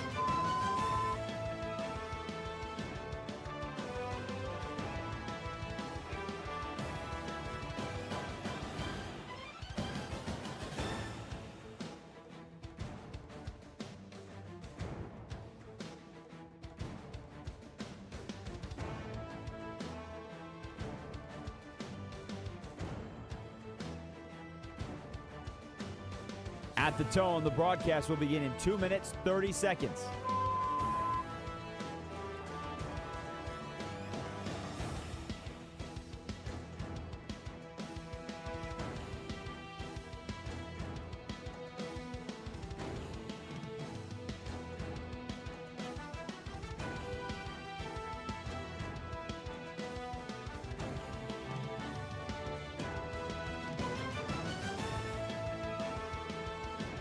At the tone, the broadcast will begin in 2 minutes.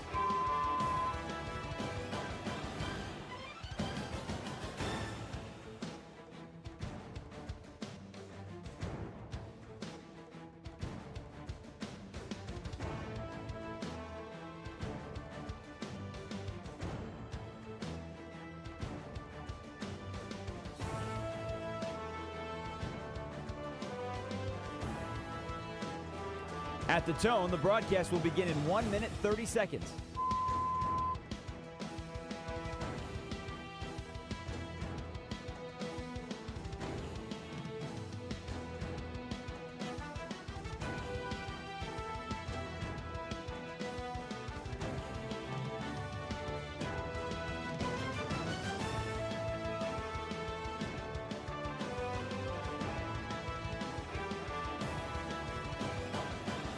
At the tone, the broadcast will begin in 1 minute.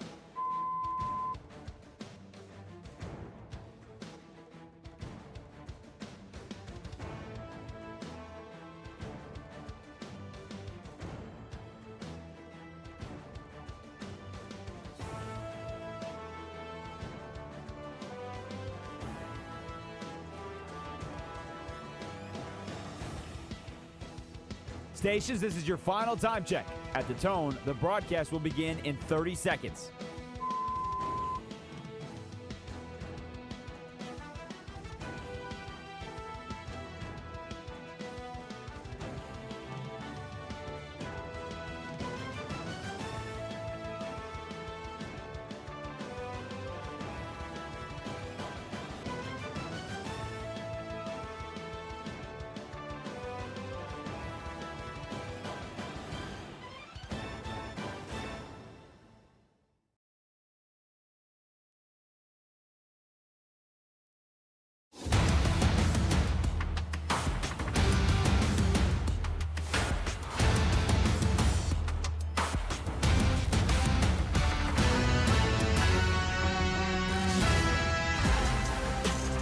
This is Bleck and Abdalla on Westwood One Sports. Here's Chris Bleck and Adam Abdalla. Each day, we broadcast live from the city of Chicago, hanging out with you until 3 Eastern. At this time, we go on out to parts unknown in Colorado, and we bring in Raj Sharon. And the next question comes from the line of Raj Sharan with Westwood One. Please proceed. Please proceed on a Friday with Raj. It's time to play Fill in the Blank. What's up, Raj? What's up, fellas? Happy Fill in the Blank Friday. We're going to start in the NBA. where ESPN gave yesterday's trade a D+ for the Minnesota Timberwolves acquiring LaMelo Ball. So I ask you, Abdalla, the grade I'd give the trade for Minnesota is blank. The grade I'd give for Minnesota, C+. C+, B-, something like that. Yeah, right around there. All right, so I saw this yesterday, Raj, and I'm glad that you added it to the show because when I saw it, I actually saw it on Instagram. ESPN made a graphic of the grade for the trade. And when I saw the D+ next to the Timberwolves, I cackled out loud to myself when I saw it because I was like, see, I'm not the only one that doesn't like this trade. I'm going to give it a D+ as well. It's not that bad. No, dude, I'm telling you right now, it doesn't make sense. I don't like it. What if it works? Okay, I'll be the first to admit I was wrong. But I think you're removing the toughness of the team defensively, and I think it's not being brought up enough how much Julius Randle was able to bail them out of situations where the offense wasn't working and Anthony Edwards wasn't on. He got a lot of big buckets over the last couple of years in playoff series because that's what Julius Randle does. So you can point out to the things that he can't do, and the same with Naz Reid, but Naz Reid stretches the floor from three, and he's a really good defender. So I don't get it. So I agree with the response from ESPN. That's a D+. Would you be open to amending the grade if they make another move during free agency to add size? Like I saw people yesterday speculating because it sounds like Mitchell Robinson is not going back to New York. Yep. I haven't seen anyone linking the two. I'm just bringing it up hypothetically. Like someone like if they replaced the size and the toughness factor of what they lost while also still adding LaMelo, does that make us rethink the grade? Okay, so Raj, I think along those lines, Mitchell Robinson to me would be too much like Rudy Gobert, and they already have that. I think another name you could add to that list is Jalen Duren from the Pistons. If Jalen Duren doesn't return to Detroit, and then he goes to somewhere like Minnesota, you're right, Raj. I could change my opinion then. But I don't think Duren could be in play for the Timberwolves. I don't think that the money would work because they essentially have three max players now. And what's so funny I don't know is if the you could T-Wolves fit a were known fourth. as this team that leveled up. They level up in the playoffs. They play better in the playoffs than the regular season. Nugget fan here learned that again this year. Duren, he was kind of the opposite for Detroit. I don't know. Yeah, right, he definitely went away. Yep. All right, let's go to the NFL, guys. We've had a little bit of fun this week with our friend Brandon Ayuk, but it gave me the idea for this question. Of the remaining available receivers, and there's some names: Ayuk, Stephon Diggs, Tyreek Hill, Deebo Samuel, Keenan Allen, DeAndre Hopkins. Certainly names. An awesome 2017 crew of wide receivers. Of those available receivers, blank will make the biggest impact this season, Bleck. I'm going to go with, okay. I don't want to say this name, but based on his production last year, I have to give the respect to him as someone who can still play at the highest level, and that's Stephon Diggs. That's the name I'm going to give you. I would have liked to say DeAndre Hopkins or Keenan Allen. I love both of those players, but I'm going to have to go with Stephon Diggs because Diggs can still play at a high level. I think he had over 1,000 yards last season. I'm looking it up right now. Yeah, he did. 85 I'm catches, kind of surprised 1,000 he's yards. still available. That's like a good season. Yeah, I'm kind of surprised he's still available. He seems like he would be a great Chief right now. Yeah. But again, maybe it's just contract. The Chiefs don't really have any money, so yeah, I think I agree with you. I think it's Stephon Diggs because we don't know what's going on with Ayuk, Debo. Keenan Allen's up there in age. Well, we know what's going on with Ayuk. Did you see his video yesterday? He's going on tour. He's going on tour. Raj, did you see this? He's got his own Eras tour. He's going on tour, and you can get your tickets at commanders.com. All right. He's my vote. I think he's going to find a way to Washington. I think he's going to be motivated. And he's going to be good? And he's going to be really good with his buddy Jaden Daniels. That's my guess. I don't know what's going on there with Ayuk. There's something amiss. There's something I don't in this, know but if man, that's- before that injury, he was a really good player. I mean, when you watch the videos that he's been posting to Instagram, there's like a fog. There's something. There's something up, There's man. something going on. There's something amiss with what's taking place. All right. Well, speaking of content creators, let's go to our favorite streamer, Jaylen Brown. Abdalla. jeez. The best fit for Jaylen Brown is blank. Argue with your grandma. No. I know that Raj is going to tell me we don't have picks to trade. It's We Denver. don't have picks. We don't have picks. Denver. Before you can even get it out, he said it. We don't have picks. Find something else to trade then. We could trade him Jamal Murray and players. Okay. Just don't have picks. Figure out a way, man. But it is Denver. Okay. I think it's Denver, or I'm trying to think of another spot that makes the most instant impact. I think it makes the most instant impact in Denver. I mean, I don't. If San Antonio finds a way, Nah, I don't think that's the case. Although I would maybe consider trading Stephon Castle for Jaylen Brown.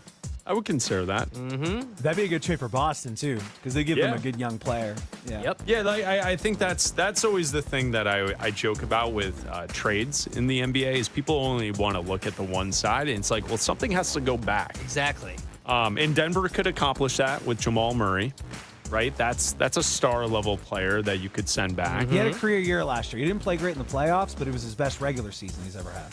He made all NBA 13. I think we're talking about two different things, right? Like what Adam just mentioned also is like what did you say? What would be the best fit? It's the best fit, and then is it only best fit is what you mentioned? That's what he said, yeah. For some reason, no, I know it's what Raj mentioned. You said something that stuck out in my mind. Like, I don't know how it could happen. Yeah. But honestly, they don't have picks. The best, like, I think situation would be like the Lakers. If the Lakers were able to find a way to land him and then keep Luka and Austin Reeves, like that would be a hell of a team. I don't think it's realistic. He can't actually pull it off. So my answer for this question, what would the best fit be? I'm going to agree with Abdalla and say it's the Nuggets. I think Denver would be the best fit. I don't think that they can actually get it done, but that's the best fit. We talked early in the week about him wanting to be the man, and he wouldn't necessarily be the man here. There's no more egoless star than Nikola. Like, he won't care. He'd let Jaylen take all the shot. Nikola doesn't play that way. Like, he just wants to win. So I think he'd fit in on the court. Like, great. I'm with you. And then, before yesterday, I would have said Minnesota. Yeah. Minnesota would have made a hell of a lot of sense. But they traded for LaMelo Ball, so best of luck to them. All right, guys, let's go to college football. Our friend, everybody's favorite coach other than Lane Kiffin. Brian Kelly is headed to the booth for the mighty Mountain West Conference, where he's going to call games for CBS. Bleck, I think Brian Kelly will be a blank television analyst. Terrible. Yeah. I think Brian Kelly will be a terrible television analyst in college football. Yep. He is not fun. He doesn't. Have you ever seen Brian Kelly smile? So you're going to have a guy in the booth who's just angry. He did that Gritting video. his Remember that teeth. cringe video that went viral with the camera that was spinning around with him in the prospect? I think that was like his first year at LSU. Yeah, I mean, can you imagine in the Mountain West, Raj, you turn on this game and because some of the games that are not the primetime games, they have the booth where it's like really tight quarters. Yeah. So the camera is like really close to them. Yep. Could you imagine Brian Kelly looking up at the camera for the start of the game, breaking down a team in the Mountain West on a Thursday, Friday, Saturday night? I can't see it. He will be terrible on TV. And it kind of shows you what people think of Brian Kelly, that's the best job he could get. Yeah. No offense to the Mountain West Conference or anything like that, but it ain't the SEC. And look, the SEC network is going through some changes right now. Like Jordan Rodgers is getting a jump up, and there's an opening and all this kind of stuff. Where's he going? I think he's just going to regular game coverage. Jordan Rodgers is awesome. Yeah, and so there's some fluctuation going on with a couple of these these booth jobs, and so the best he could get is Mountain West? Like, the guy coached at Notre Dame and LSU. Yeah, he should be hired for a much larger role. This guy should be, like, I know he didn't win at either location, but he should be a coveted head coach. I mean, hell, if he had any personality whatsoever, I mean, just look at Herm Edwards. Yeah. Herm Edwards continues to still roll out on ESPN. Hasn't won anything at either level. And he was but for some reason, we still have to hear from Herm Edwards as we talk Edwards football. had violations. His team at Arizona State was horrific. And had violations. Violations, the whole thing. But for some reason, we all have to hear from Herm Edwards every week. So, like, if Brian Kelly had any personality, he would be working on ESPN or CBS's main college football coverage. Exactly. And not just the Mountain West. It's just, I'm actually hoping to bump into him, guys. The Mountain West office is like a mile from my studio here in Parts Unknown. So hopefully I'll see old Coach Kelly up calling an Air Force game, and I'll let him know that you guys send your regards. I think what you should do is you should try and get a one-on-one, Raj. You should try and have a sit-down. Yeah. Sit down with Brian Kelly and see if you can just make him smile. Like, I don't want to know football stuff. I think you should just give him just thoughts about life and see if he smiles. That'd be funny. All right, guys, here's one near and dear to your hearts. Since his attempt to trademark Iceman was denied by the U.S. Patent and Trademark Office, a different alternative nickname for Caleb Williams that you would recommend, Abdalla, is blank. Let's see. Can you trademark MVP? Oh, wow. Wow. Can you Can you trademark QB1? All right. Can you trademark GOAT? Can you trademark? I'm trying to think of what else. I think those are the only ones I can think of right now, off the top of my head. Yeah, I mean, does Caleb Williams have a nickname? I'm someone who follows USC football, and I don't ever recall Caleb having a nickname. I know as of late, in the last 6 months, people have really tried to make Iceman stick. According to Pro Football Reference, his nicknames are Superman or Iceman. Yeah, I mean, here's the problem with nicknames. We've gotten as a society so lazy with nicknames. You know, think about it as a sports fan, and I know this is going to, people who are older than Abdalla and I in our, we're elder millennials. So Gen Xers, baby boomers. Back in the day, you had real nicknames, creative nicknames for your athletes. Yeah, guys that were big would be called Tiny. Yeah, Pistol Pete. Yeah. Right, like there were cool nicknames from back in the day. Tall Jones. Yes, cool nicknames. Guess what? He was too tall. McMichael. Mongo, William the Refrigerator Perry. Here's the thing. Nicknames. Nicknames today, we all just, Superman, that's lame. Iceman, okay, someone else has that. GOAT. Wait, how many different athletes do we need to say are GOAT? Like, let's move on. Can we have some creative nicknames? So, Raj, honestly, I don't have an answer for you because I don't think Caleb has a nickname. I just don't say just Caleb, but now there's another Caleb in your guys' city that I'm sure you're hoping is the new Caleb hasn't done anything. He doesn't get anything. That's Wilson. He hasn't done anything. That's Caleb Wilson. And I was also informed that like the White Sox #1 prospect is also named Caleb. So whenever he comes up and does something, Caleb City, guys, USA, man. All right, it's summer blockbuster season. The new movie this weekend is Supergirl, and it is getting thrashed by the critics. Last I checked, it was at like a 57% on Rotten Tomatoes. I know this topic is near and dear to your heart, Bleck. The superhero comic movie era is blank. I think it's ending. I think we have hit our allotment for seeing superhero films. Shaking his head. I think we are. No, dude, people are gonna go nuts when Spider-Man comes out. Yeah, I mean that's basically the question: is this just a one-off bad movie? Yeah, this is another Black Adam. This is another just blip on the radar because Spider-Man is going to do numbers. But the Avengers, they have a new film coming out where Robert Downey Jr. is now playing a bad guy somehow. I don't get that. And then the whole universe is supposed to like reset or something again. Like, because they're lazy and they ran out of storylines, so now they're just making I think it's stuff just up. dependent. I think it's just it's dependent on what it is. Like I think Spider-Man is going to do like crazy numbers again. I don't think it's hot and heavy like it was 10 years ago. No, but I think this is just another Like this is like, didn't Wonder Woman flop too? And like I said, like Wonder Woman was okay. The first one did okay, but the second one of the Hulk movies flopped. Like I said, Black Adam was really bad. The one with The Rock was really bad. They were expecting Fantastic Four to do like crazy numbers, and it was just and that okay. flopped. Yeah, that was rough. So yeah, I just think it's dependent. Like people love Spider-Man, people love Batman. I like Spider-Man. So like the ones that are like those ones are gonna. I think those will still do well. All right, guys, and finally, you're only allowed to use one condiment for the rest of your life. And I'll go very loose on the definition of condiment because we talked about that earlier.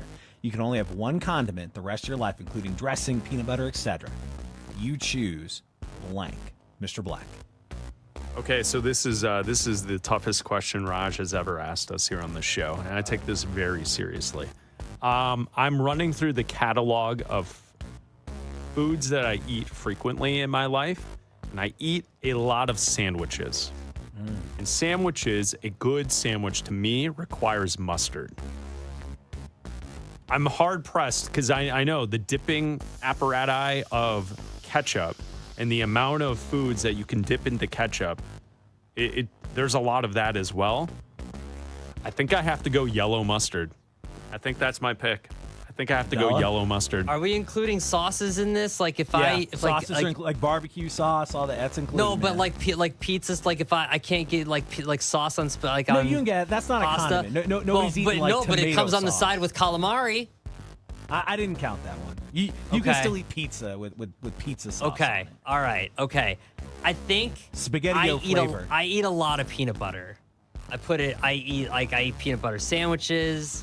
I'll still crush an Uncrustable every once in a while. I eat peanut butter. I'll just eat peanut butter on its own. Peanut butter and I told you off air, Raj, peanut butter and pickle. You did. Now it's out there for the national audience. Peanut butter and pickle. Don't knock it till you try it. Peanut butter and apples.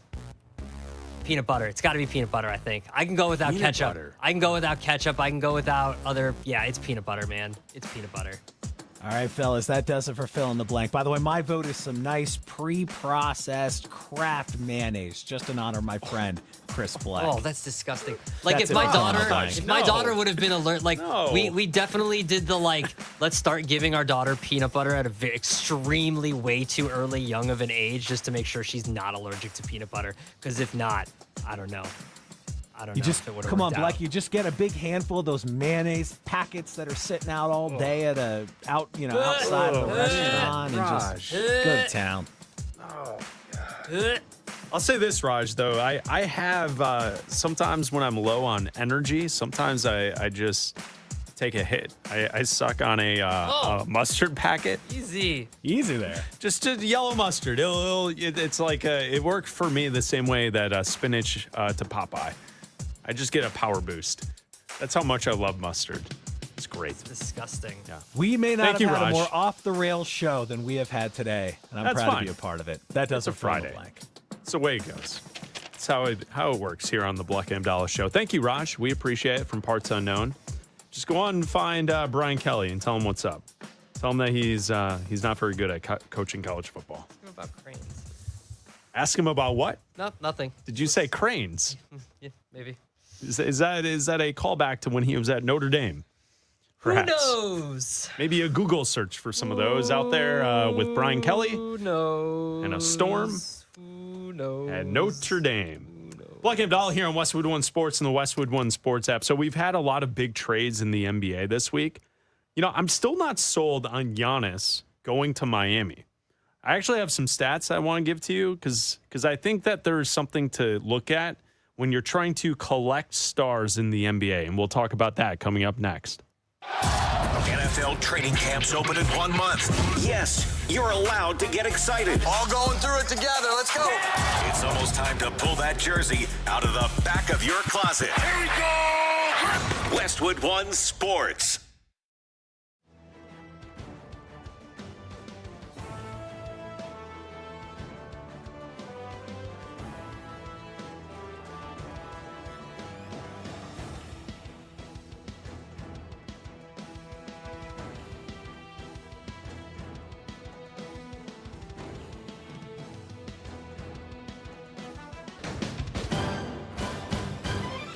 At the tone, the broadcast will begin in 4 minutes, 30 seconds.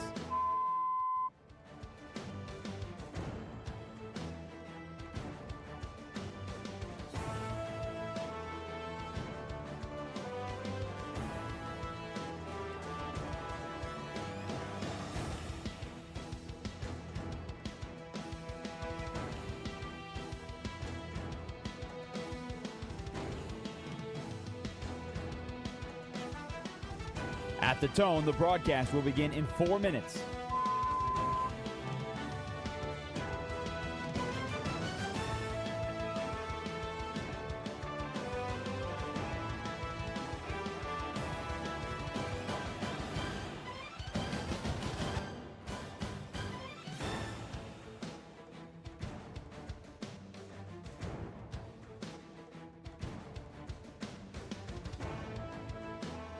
At the tone, the broadcast will begin in 3 minutes and 30 seconds.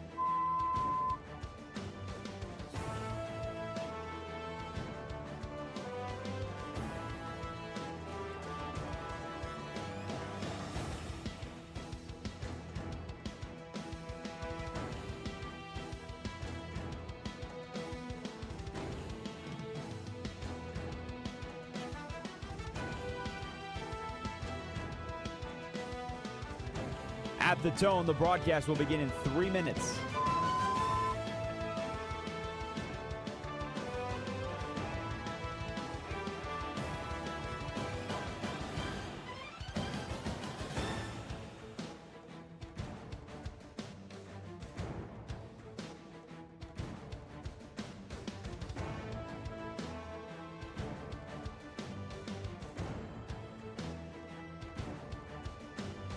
At the tone, the broadcast will begin in 2 minutes, 30 seconds.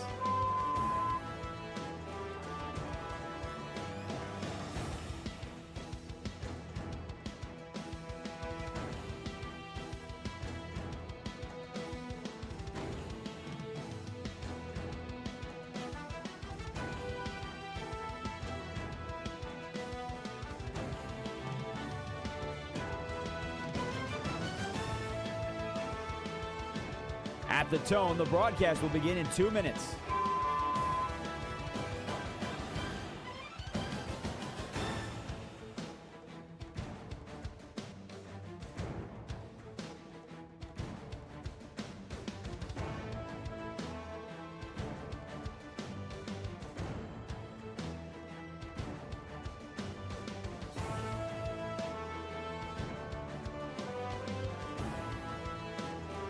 At the tone, the broadcast will begin in 1 minute, 30 seconds.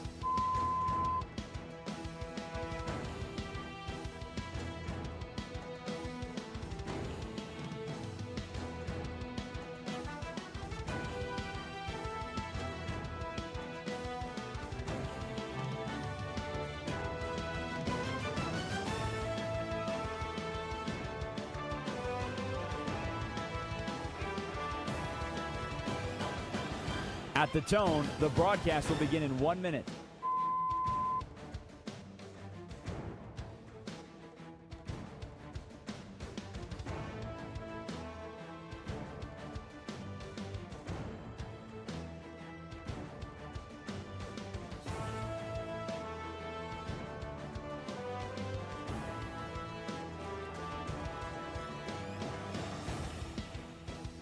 Stations, this is your final time check. At the tone, the broadcast will begin in 30 seconds.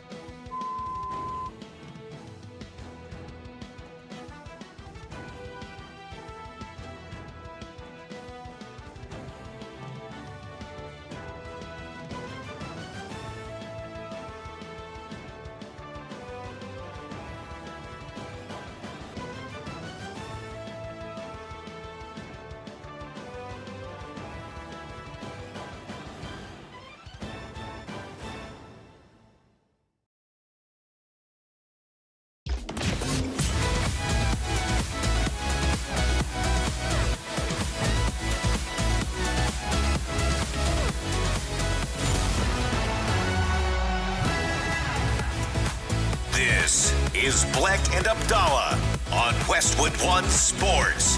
Here's Chris Bleck and Adam Abdalla.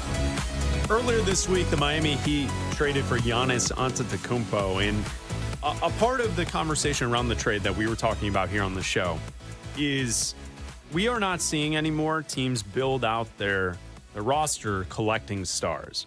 It's kind of felt like the NBA has kind of shifted towards building your team through the draft and then retaining those players that you drafted and hoping that those players turn into superstars.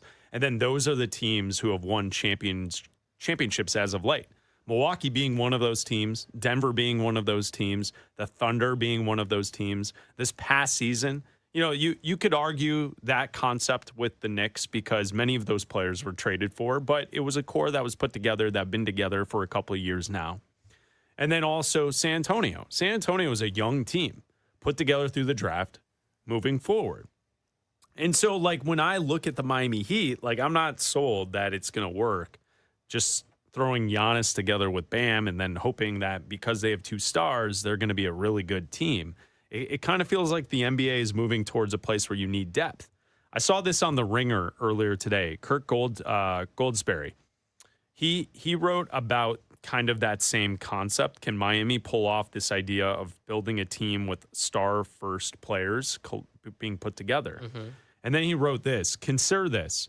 Among the 25 players who played the most minutes in the 2026 NBA playoffs, only 2 of them were 32 or older, Tobias Harris and James Harden. If you expand that list to include the top 50 most active postseason players this year, you will still see only 5 in the age 32 season or older in the league. Tobias Harris, James Harden, LeBron James, Paul George, Rudy Gobert. Everyone else that played major minutes in the playoffs this last season were under the age of 32. And Giannis will be 32 this December. Yeah.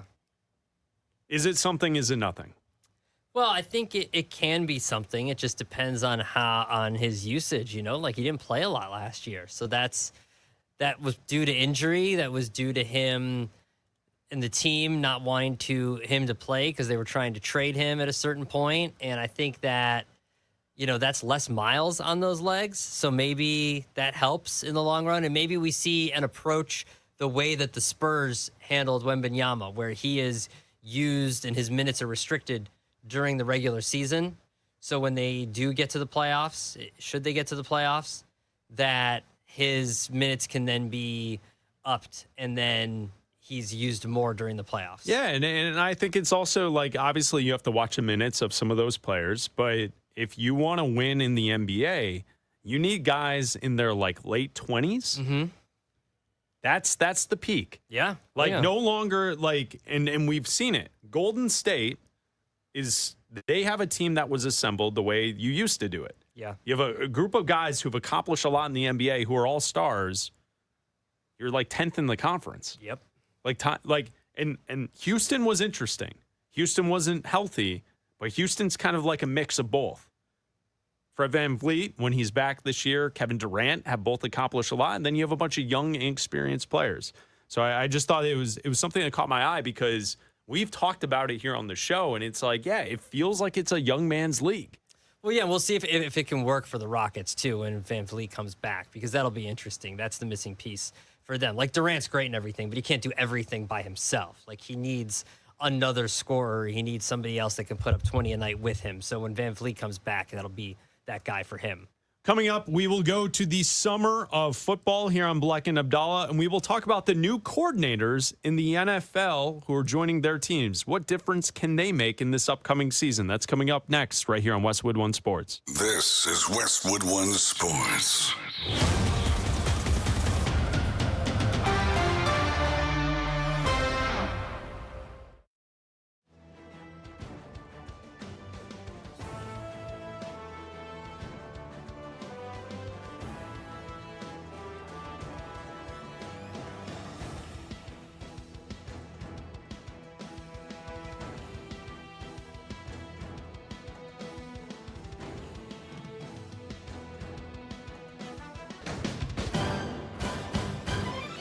At the tone, the broadcast will begin in 4 minutes, 30 seconds.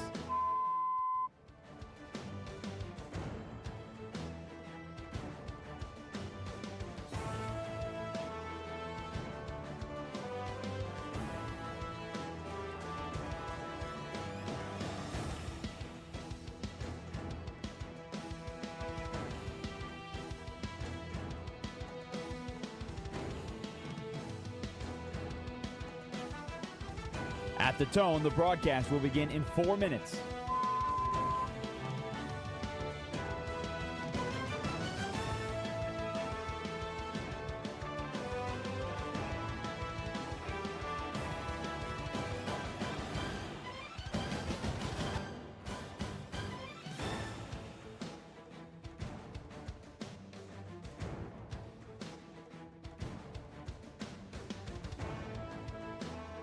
At the tone, the broadcast will begin in 3 minutes and 30 seconds.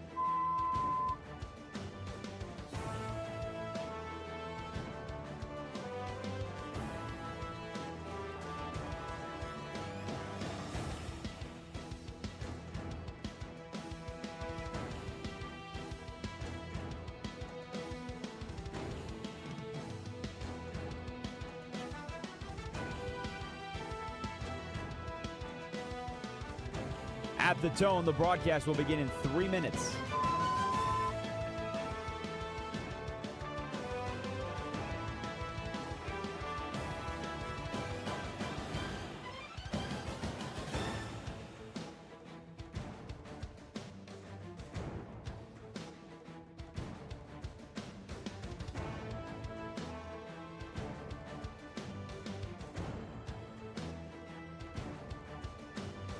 At the tone, the broadcast will begin in 2 minutes, 30 seconds.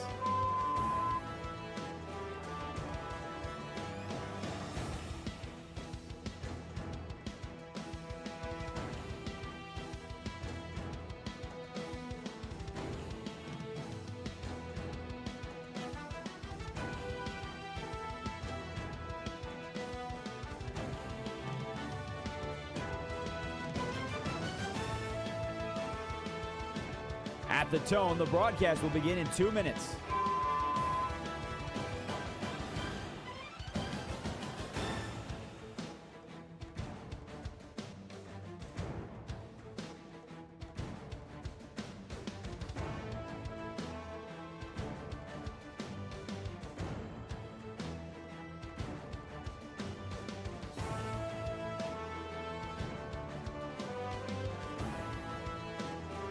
At the tone, the broadcast will begin in 1 minute, 30 seconds.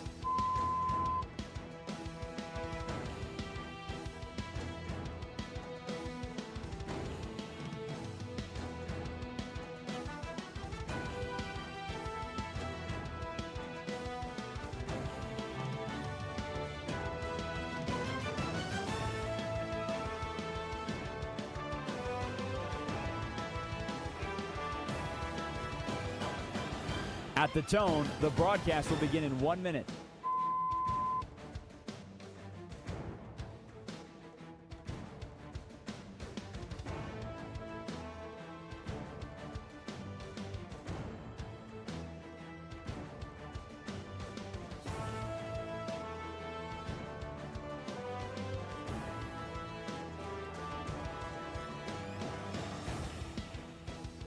Stations, this is your final time check. At the tone, the broadcast will begin in 30 seconds.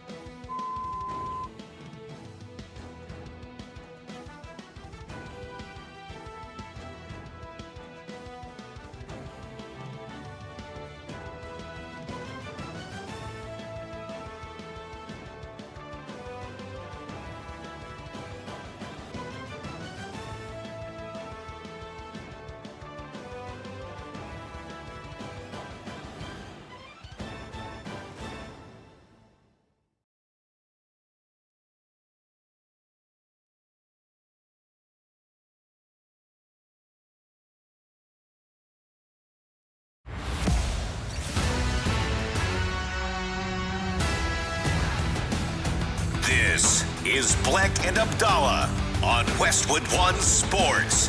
Here's Chris Bleck and Adam Abdalla. That's right, Bleck and Abdalla here on Westwood One Sports, the Westwood One Sports app, Sirius XM channel 375, and all of our great radio affiliates around the country. I'm Chris Bleck, along with Adam Abdalla, broadcasting live from downtown Chicago, on the air until 3 Eastern. And then Jim Rome will take over right here on Westwood One Sports. You can call or text the show on the call or text line at 310-840-4910. Hanging out with you on a summer Friday, Bleck and Abdalla, and it really feels like a summer Friday. You know, you look around the country, the temperatures are up, people are watching soccer, people are getting excited. It feels like a summer Friday. The office is empty. And the office is empty. That's why it feels like a summer Friday. Yes. Well, on the way in today, the trains were empty. It feels like everyone's kind of stretching their legs. The week before a holiday weekend. Yeah. So it's a feel good Friday here on Bleck Abdalla, hanging out with you until 3 Eastern. You know, as we sit here and we count down the days of the summer, you know, in the back of our mind, we're thinking about the NFL season and kickoff. Seahawks, Patriots to start the NFL season. And we highlight the countdown to the start of the NFL season each day here on the show with a segment we call the Summer of Football. I proclaim this the Summer of Football! What the hell's going on out here? We're going to be here all day, baby. I like this kind of party. Only Brett Favre could do that. I don't care what you say. I'm just here so I won't get fined. Just keep matriculating the ball down the field, boys. We need a National Guard. We need as many men as you can spare because we are killing the Patriots. The Summer of Football with Bleck and Abdalla. I throw, you catch. It's not that hard, okay? Westwood One, your home for the NFL. It's Bleck and Abdalla talking football with you. We are at day 75.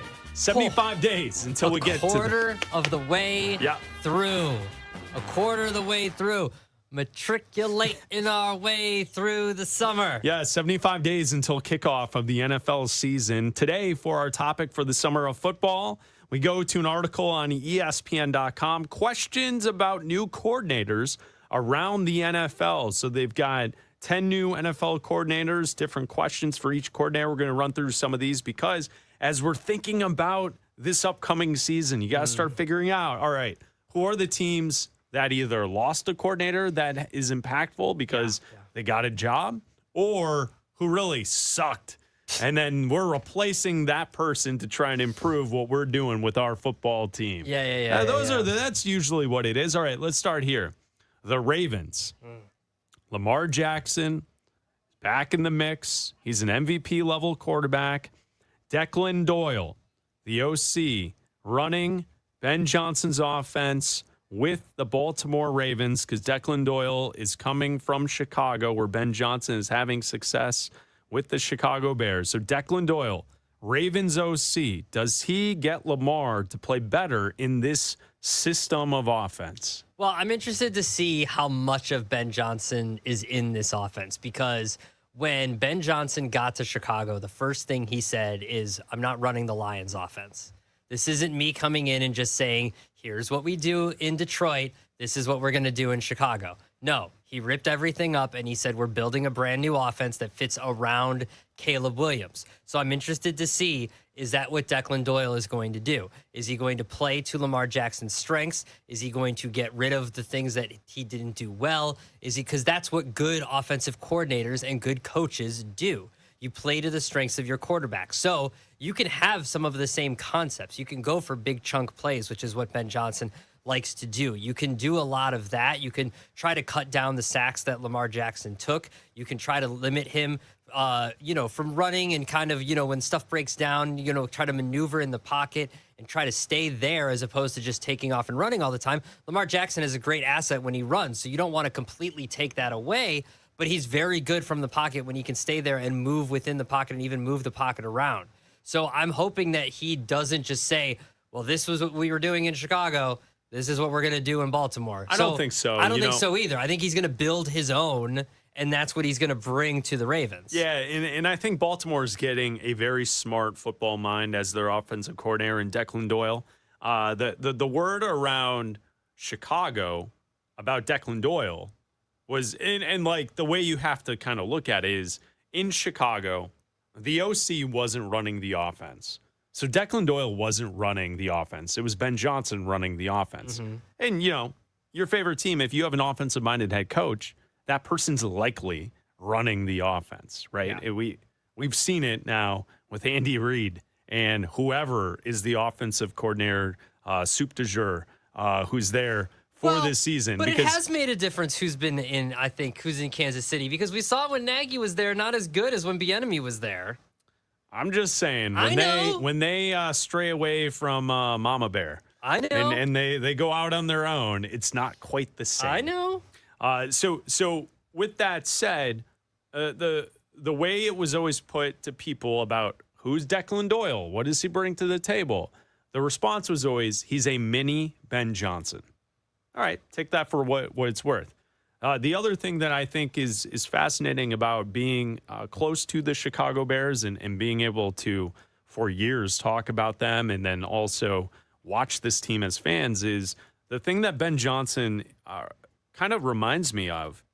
It's very much how Bill Belichick and Josh McDaniels approach building an offense.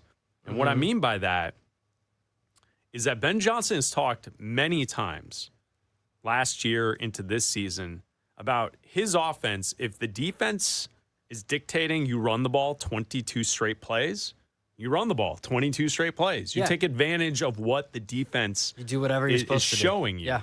And that reminds me of Brady, Belichick, and those championship level teams with the Patriots, because if Brady needed to throw the football 50 times for the Patriots to win, he could do that. Look at what they did against the Eagles last year, the Bears against the Eagles last year. They pushed the ball. They ran the ball a bunch. That's all they did. They didn't need Caleb Williams when they did, but that's exactly what they were doing. And that's why I'm saying is like Tom Brady with the Patriots, they would beat you in any way that they could. If it was throwing the football to multiple tight ends and airing it out, Brady could do that. If it was lining up and playing smash mouth, Brady and Belichick, they could do that. And so that's the style. I don't know if that's necessarily a style or you're just taking advantage of what the defense offers you.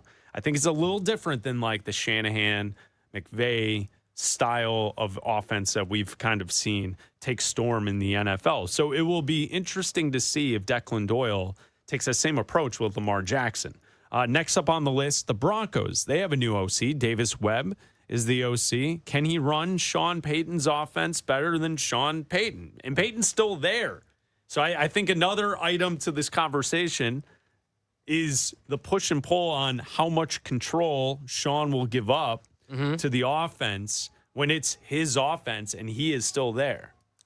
I think that this is always an interesting thing that happens when a coach gives up play calling when he's used to play calling. And it can work out. And then sometimes you see him take play calling back at a certain point. But I think this is a situation where Sean Payton knows what he's doing. He's obviously been doing this a very long time. He's had a lot of success doing this. And I don't think that he would do this if he didn't trust Davis Webb to be able to handle play calling, and so he can oversee more of what's going on during the game and say, well, I have more responsibilities during the game that I have to focus on so much during the game that I need you to just focus on the offense and calling the offense because we want to go fast. And like maybe I've got a lot of other things to focus on that I can't focus on just the offense when I've got to focus on all this other stuff and defense and when we're doing all this and all this stuff is going on during the game that like some coaches can do it. Some coaches just can't do it anymore. And so I think it'll work out. Also, like Davis Webb is probably going to be a head coach someday. Is he going to be the Broncos head coach someday? He might be. He might be a Broncos head coach someday. This might be a succession plan. This might be a succession plan in Denver, and this might be the start of it. I'm trying to think. Have we ever seen a head coach who is successful give up play calling and then continue to be successful? I feel like this is something that comes up when coaches kind of stink. Right? Like, and so I search coaches giving up play calling, and here are some of the names that come up. First of all, Dave Canales apparently is giving up play calling this season. He is, yeah. And he's sticking around, and he's a good young coach. They had success towards the end of the season, yeah. Kevin Stefanski with the Browns gave it up twice and was fired. So, like, it didn't work out there. Let's see. Brian Callahan with the Titans gave up play calling duties and with Callahan in the Titans. Raj is telling us Nick Sirianni has given up play calling duties, so that's. Well, he gave it up in the past. Yeah. Is he have play calling duties now in Philly, or is that going to go to the new offensive coordinator that they're bringing in? That's a good question. Because here's an article of Sirianni from 2022 on giving up play calling. So Sirianni's done this before, and he has success. Sean Mannion, now the offensive coordinator for the Eagles, I think he's expected to be the play caller. Sean Mannion will call plays. Okay. Yeah. So let's see. Adam Gase in 2020 gave up play calling as Jets head coach. That didn't work out. That didn't work out, no. That's all I'm saying is. I think this is more of a, this is like, obviously he just, Peyton just signed an extension with the Broncos, but I do think that he's taking a little bit off of his plate as far as in-game stuff, like coaching so he can focus on other things. Like, you got to focus on the defense, especially like you got all these decisions that have to go into it. I'm sure he's going to have a say in what goes into the offense on a day-to-day basis, planning, not necessarily calling the actual plays during the game, but setting up the game plan, the day-to-day stuff that goes into all of that, practices, everything like that. He's obviously going to have a say in that, but the in-game situations, like, look, if they all communicate on the headset. If he doesn't like something, he's going to go tell them. If they need to go to run the ball more, he's going to say, hey, stop calling that and run the ball. Like, you know what I mean? Like, he's still the head coach. He's going to have final say. He's got veto power. 2016, Mike McCarthy, Abdalla's guy, gave up play calling. Quote, "I'll never do that again," is the quote that he gave to Tom Pelissero in USA Today back in 2016. Is he calling the plays for the Steelers this year? I don't know. That's a good question again. Yeah, I mean, so it is fascinating. I just like going down this list of coaches that have relinquished the play calling duties. Big surprise, Brian Kelly gave up play calling duties. Let's see, Ryan Day gave up play calling duties, and Ryan Day has still had success since then. So Ryan Day at Ohio State has been good. McCarthy said he's going to call plays. Oh, so he lied from 2016. Abdalla's guy, liar. He also called plays when he was in silence. He called plays when he was in Dallas too. So I don't know. He called plays when he was in Dallas too. I know. I'm just going through old stories. He had success in Dallas too. Come on, man. What are we doing here? Digging up old dirt. Old dirt. 2016. 10 years ago. Quotes to the USA Today. Today. You know how it works. You're staying at a hotel and you look outside your door and boom, a USA Today is right there. USA Today 10 years ago. That's not today. All right, moving on. Besides Davis Webb, offensive coordinator for the Broncos, what about the defensive coordinator for the Cowboys, Christian Parker? New defensive coordinator. Can he fix the Cowboys' mess on defense? He better be, because I know a lot of people, including you and me, are very high on the Cowboys. Like the Cowboys this year. Love the Cowboys this year, and it has a lot to do with their offense. It has a lot to do with having Dak Prescott play at a level that he's been playing at, especially last season. I thought he easily could have been third in MVP voting, if not right up there with Matthew Stafford and Drake May, right as far as MVP voting. He played great. And I think when you have the offense that they have, the offensive line that they have, it's going to be great for them offensively. Now, defense, they drafted on defense. They added on defense in free agency. I think that this team can go far in the playoffs. So can he fix this mess? Sure. They've added a lot. So I think it's all about what they can, and can they keep up offensively too when their defense does struggle, because it's not just going to be a one-year fix. I don't think they're all of a sudden just going to give up 17 points a game.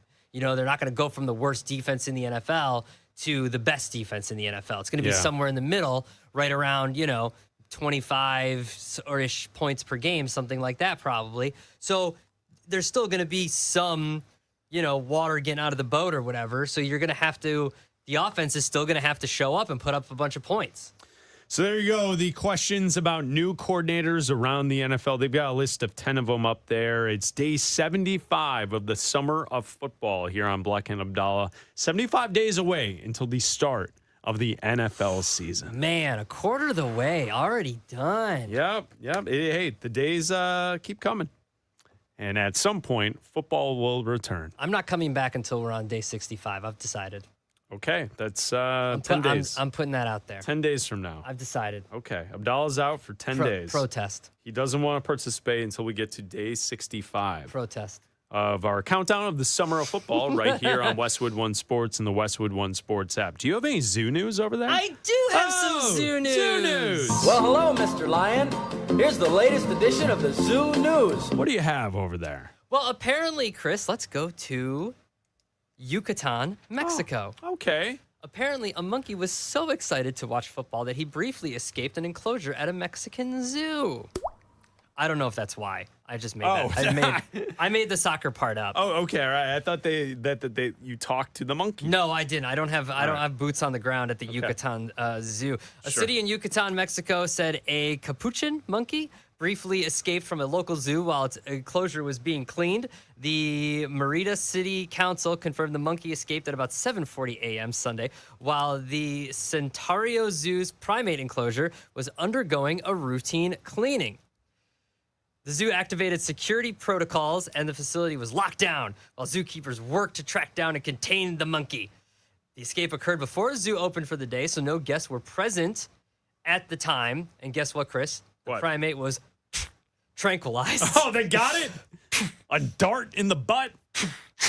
And captured at about 10:30 a.m. So it falls out of the tree like a sack of potatoes. It had full reign for about 3 hours, officials said, and the monkey was not injured. And we know, we give all the news on the zoo, and we are great. We are great supporters of the zoo. But we know that the animals, they don't like being in the zoo. They want out. They want out. Yeah, they want to be let out. Let us out. Let us out. Let us out. Let us out. The zoo is overloaded. The zoo opened to the public and normal operations resumed. The monkey was not injured. All right. And that, Chris, is what's new at the zoo. That's what is new at the zoo. All right. Two things. One, I was surprised because I think I saw yesterday that there's a zoo somewhere with a giraffe that's missing. We did that story. We've talked about that story already? Someone tweeted us and said, someone sent Good Morning, someone sent us the Good Morning America clip and tagged Good Morning America and said Bleck Abdalla have already talked about this. Yeah, take that, Strahan. Okay, so that's because I saw an update last night on TV about it. Yeah, listen. How does a giraffe go missing? So the story was that they didn't actually go missing. It was someone had their animals at one of these Tiger King style zoos. Oh, like the broke deal zoos? No, but it was the Tiger King zoo is not a real zoo. No, but it was more just a dude that has a bunch of tigers in his yard. No, it was one of these enclosure things where you can drive through and the animals aren't threatening, So they don't have tigers and lions and stuff like that. It's just giraffes and animals that zebras and animals that aren't going to hurt anybody. Horse-like animals. Yeah. So you can drive through and everything. And so basically the state said that they had to turn over all the animals because they believed that they weren't keeping them well. And they turned them all over except for 2 giraffes. And so the state couldn't find the 2 giraffes. So it's not like 2 giraffes just went missing. It's just that they couldn't. Sure. They just didn't turn them over and now they don't know where they are. And then my other thought to you on the Zoo News story from today is, in the story, you said that they were cleaning the cage or the place that the monkey usually lives in. And then it escaped. Isn't that how it always happens? Yeah. Well, it's like, they always escape when they are cleaning the... You leave the door open. Yeah. Have you seen Monsters, Inc.? Yes, yeah. Yeah, you can't leave the door open. That's the rule number 1. Yeah. Of Monsters, Inc. Because then a kid could get out. That's how Boo got out. Yes. No, I know. Because the door's open. Yes. Yeah. And that's how the monkey got out. You can't leave the door open. Okay. Thank you. That's the number 1 rule of zookeeping. Yes. And Monsters, Inc. Yes. I've been watching a lot of Monsters, Inc. I don't know if you can tell. Oh, I was going to say, you're right. I was going to say, where did that reference come from? We're watching a lot of Monsters, Inc. lately. On repeat. Again. Hey, there's nothing wrong with that. It's a great movie. It is.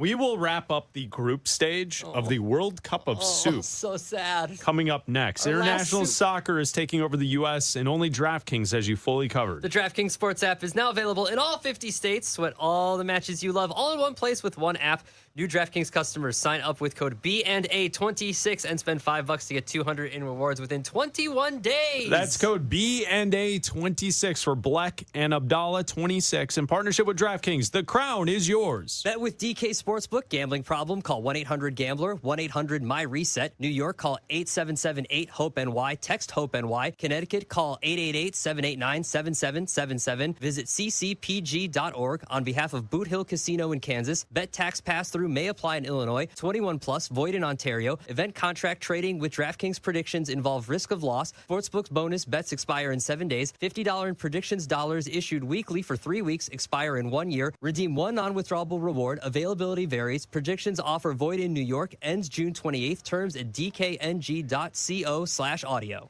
A shocking NBA trade sends LaMelo Ball to the Timberwolves for Naz Reid and a heap of draft picks. Ball joins Anthony Edwards in Minnesota to form one of the most exciting 1-2 punches in the league. Will it be enough to get past the Spurs and Thunder? Westwood One Sports.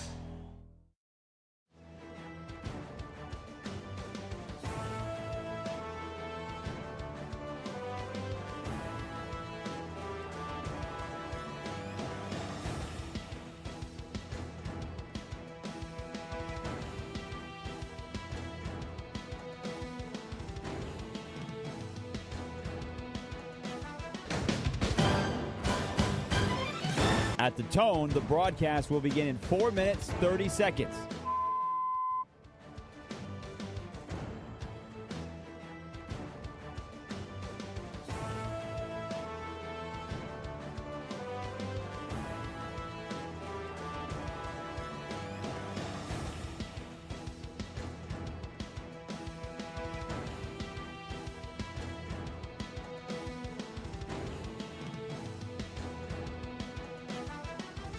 At the tone, the broadcast will begin in 4 minutes.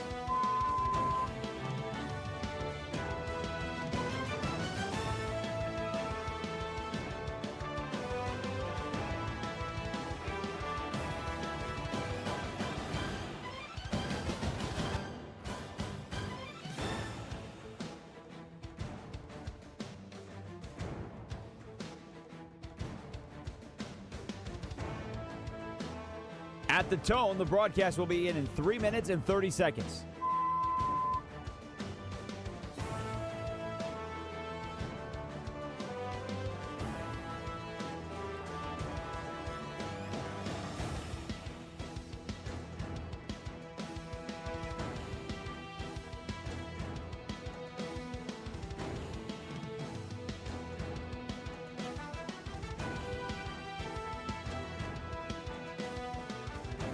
At the tone, the broadcast will begin in 3 minutes.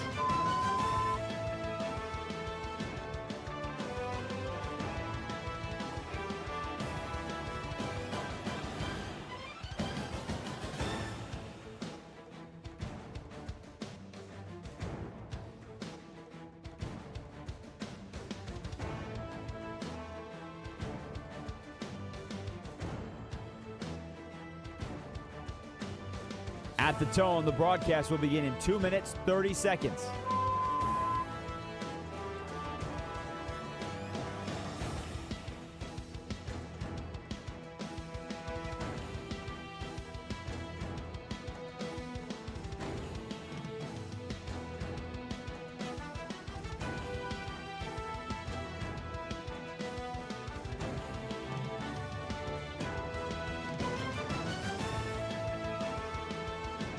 At the tone, the broadcast will begin in 2 minutes.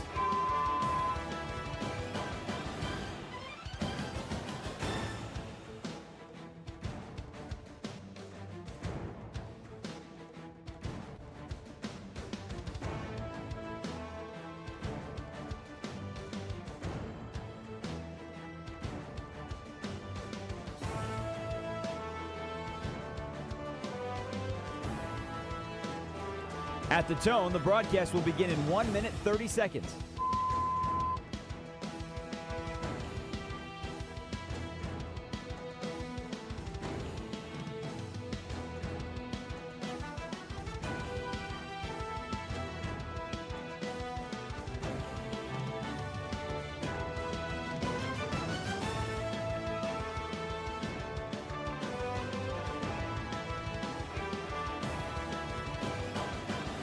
At the tone, the broadcast will begin in 1 minute.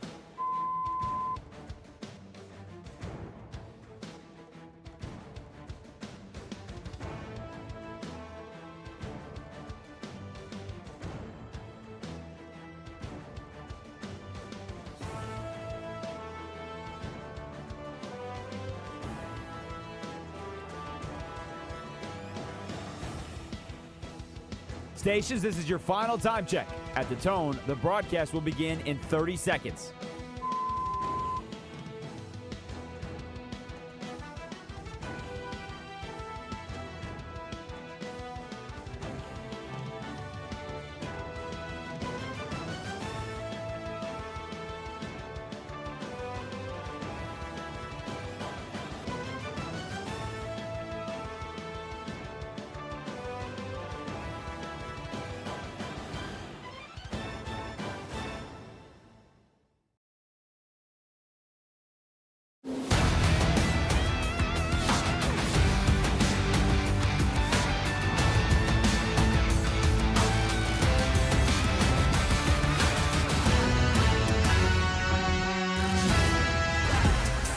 This is Bleck and Abdalla on Westwood One Sports. Here's Chris Bleck and Adam Abdalla. Last night in the World Cup group stage, U.S. men's national team, they drop a game to Turkey, 3-2. Final match of group stage. And now the U.S. heads on to the knockout round on Wednesday, 8 Eastern, San Francisco or Santa Clara. That's the 49ers stadium. They'll take on Bosnia-Herzegovina in the matchup. And the USA are their favorite. And the way that we look at the match last night, like essentially, if you're a fan of the NFL, it was week 18. Your team has already clinched a home playoff game in the NFL playoffs. Your starting quarterback doesn't play. Your starting wide receivers don't play. Your defensive line doesn't play.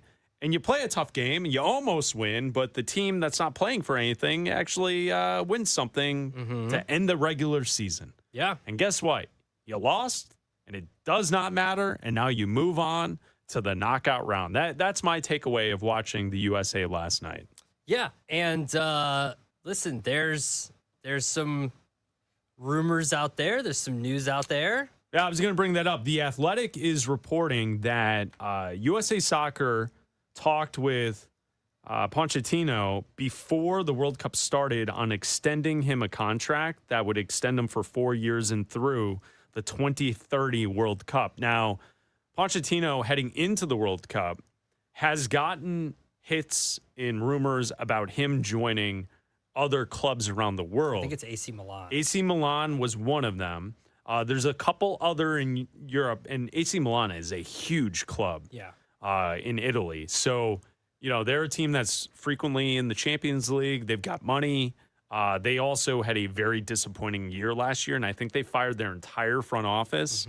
And they sacked the manager. That's what they say over there, is they sacked him. So Pochettino is going to have suitors.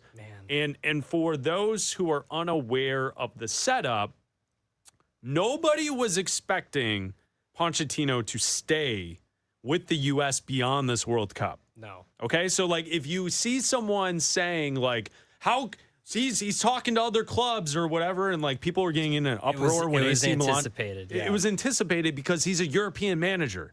Like we are in the history of the American team for the men's side, we've never had a manager of this caliber for the team. It would be such a coup if they could get him to stay. Yeah, it would be unexpected, and it would be huge for the development of the U.S. men's national team. Absolutely. Yeah. So the Athletic in the last hour reported that Team USA Soccer made an offer to extend the contract beyond 2030 and the World Cup in 2030. And also both sides agreed that that there's interest and that they would come together after the World Cup. So we won't have an answer on that, but that to me, seeing this story, Abdalla, I'm surprised by that. Like, I'm not surprised that the U.S. would make the offer, but I'm surprised that he's actually thinking about it, that he's considering staying on as manager of Team USA. I mean, listen, if they're serious, if Team USA is serious, and if you want to advance, and let's say they do get to the group of the final round of 8, like the next progression is to develop these players and the young players that are coming in, and to advance this, and constantly changing the manager. You're not going to get anybody better than this.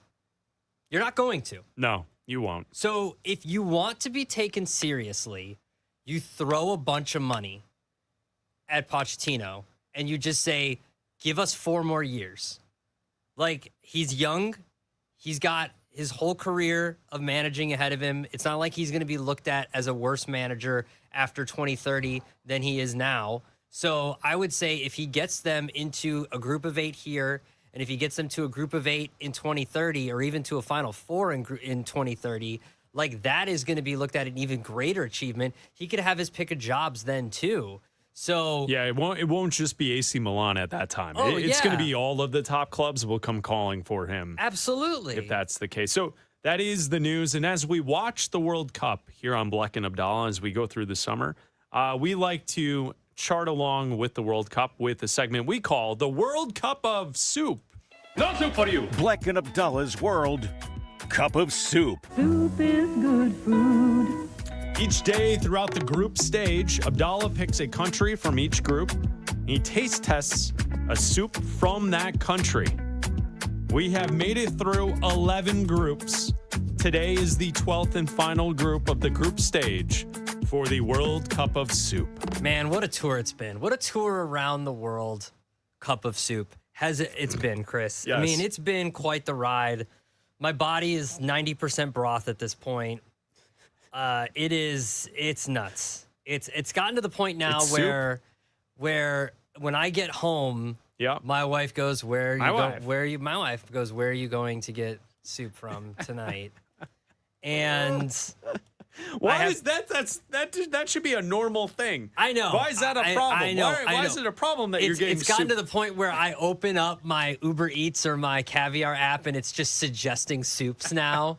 Like, it's like my food algorithm is just soup. I've disrupted my food algorithm for months now. Like, I need a full reset. So, to recap, since we've got a little bit of time here, to recap, Group A, we went with South Korea with a spicy beef soup.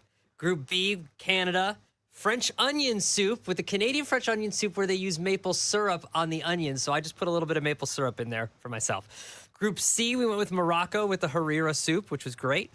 Group D with the USA, broccoli cheddar soup, which is actually only like, what did we figure out? Like 1991. 1991 broccoli cheddar soup from the Campbell's Corporation made that up. Yeah, I didn't know to get that. the first President Bush to eat broccoli, and he didn't. Group E, Ecuador, the encebollado soup, which has been the highest rated soup so far. Okay. Group F, Japan, beef udon noodle soup. Group G, Egypt with molokhia. Bless me. Group H, Spain with a cold gazpacho soup. We skipped Group I for today, so we'll get to that in a second. Group J for Jordan with the red lentil soup. Group K, Colombia. What'd you say? You said it was for Jordan? Jordan. Not talking about this. Jordan Hudson? Yes. Not Group talking K, about this. Colombia with ajiaco soup. And Group L, we went with Ghana with a peanut butter and fufu chicken soup. Yes, and you were having fun putting your thumb into the fufu. In the fufu, yeah. Doesn't everybody? So for Group I... It's a technical term. It's what you're supposed to do with the fufu. Yeah, you make a thumbprint. Yes. Okay. Group I is France, Norway, who are playing each other in about 25 minutes here. Okay. Senegal and Iraq. And I went with... Iraqi soup? Yeah, I went with Iraqi soup. I wanted to go with a Norwegian soup. My sister lives in Norway. Okay. There is one Norwegian restaurant in the entire city of Chicago. One? One. Well, that's surprising. They're open until 4. Okay. I couldn't make it. What do you mean? I couldn't make it We yesterday. get off the air at 2 Central. We had stuff going on yesterday. I didn't get out of here. Stuff going on. You were here with me. We were here. Fine. And by the time Raj I and got there, got it. they don't offer any delivery services. I couldn't get a Caviar and Uber Eats or anything like that. By the time I got there, they Sounds were like a closed. lot of complaining. So I went with France. Oh, Now, okay, all right. I got a soup. It's not like I didn't come in empty-handed. I got a soup. France are the favorites to win the World Cup. They are. Okay. Yes, and they've had 2 matches this far that they've looked amazing. Amazing, yes. So I didn't just go with another French onion soup. That would have been bad. So I went with you took French in high school. Yes. We went to high school together. I took Spanish. You took French. Well, I only took French because there are cuter girls. Because there's girls in there. How do you say that? It's a French onion. It's a French mushroom Voulet or champignon? Voulet au champignon. It doesn't mean champions. I think that means mushrooms. It's a cream of mushroom soup. Yeah, I can look it up for you. Okay, it's a cream of mushroom soup. It basically looks like they just took cream and mushrooms and put it in a blender. Yes, you're right. Champignon is mushroom in French. Elegant soup distinguished by its buttery roux, fresh herbs, a velvety dairy finish rather than canned shortcuts. All I know, Chris, is that you are what the French call this is incompetents. This is what Google says. Champignon. Champignon? Champignon. Champignon? Champignon. Champignon. Abdalla's French accent to me sounds like Pepe Le Pew. I'm just going to put that out there. Well, we can't talk about Pepe Le Pew. He's Champignon. Champignon. Wait, what's wrong with Pepe Le Pew? He did a little too much pewing. Oh, boy. All right, here we go. The final soup. The final soup. All right, so shout out to everybody that made the World Cup of Soup possible. I love you. But it's you. I know. Oh. Loves himself. All right, here we go. And those who put up with it. All right, final soup. Raj and the champion soup, cream of champion. All right, final one. It's a good slurp. He's face first into the soup. He's in the soup. He's slurping the soup. That's a good mushroom soup. Hold on, they gave me a little baggie of croutons. Croutons. Yeah, well, I mean, listen, if there's something the French know, it's bread. It's croutons. So I those look like great croutons. Absolutely. Put them in there. Put the croutons in there, right? So it could be a little crunch with the slurp. Yeah, you can. I don't know if you can hear in your headphones, Raj, but I can hear. I can hear in the studio. He is crunching away on that soup. No, I heard the crunch. Hold on, I had to snooze an update on my computer. Thank you. Thank you. I don't want the camera to go off. Okay. This dude, man. It's World decent. Cup of soup. What do we have? It's decent. He is 1 of 1. Yeah, I know, right? It's sometimes you wouldn't even know if we're on the air. All right, it's decent. This is a show? Okay. It's live on the radio? All right. What are we doing? It's okay. What are you doing? What's going on? Okay, it's decent. It's fine. It's not anything. It's decent. It's fine. It's not anything I'm going to write home about. It's okay. It's all right. The French get How many a bowls? meh. How many bowls? The French get in meh. I would say it's less incompetent. I'm going to go with like a 3.7. 3.7. All Yeah. right, there it is. 3.7. Good soup for you. Yep. Bleck and Abdalla's Croutons World upped it. Cup of Soup. Soup is good food. Well, like I said, It would have gotten a 3.5 or 4 if it wasn't for the croutons. I mean, the croutons are great. The croutons are awesome. The French know bread. They have a baguette. Of course. Listen. You stroll the promenade and you grab a baguette and you slap some butter on there. Oh, baby. I mean, if that would have been the soup, it would have been baguette soup. It probably would have gotten a 5. Yeah, I wouldn't blame you on that. You think If the Wemby soup was crushes a just a bowl of big- that, for a snack? Maybe Rudy Gobert? Yeah. Go out and hoop? See? You think he's a champion man? A mushroom guy? I am not, so I wouldn't like the soup to begin with.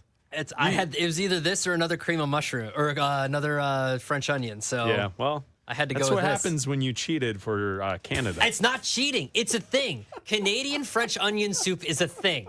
You It is. backed yourself into a corner on that one. I don't know. It is. Like, I would have thought you saved the French onion for the French. Nope. But, I wanted maple syrup.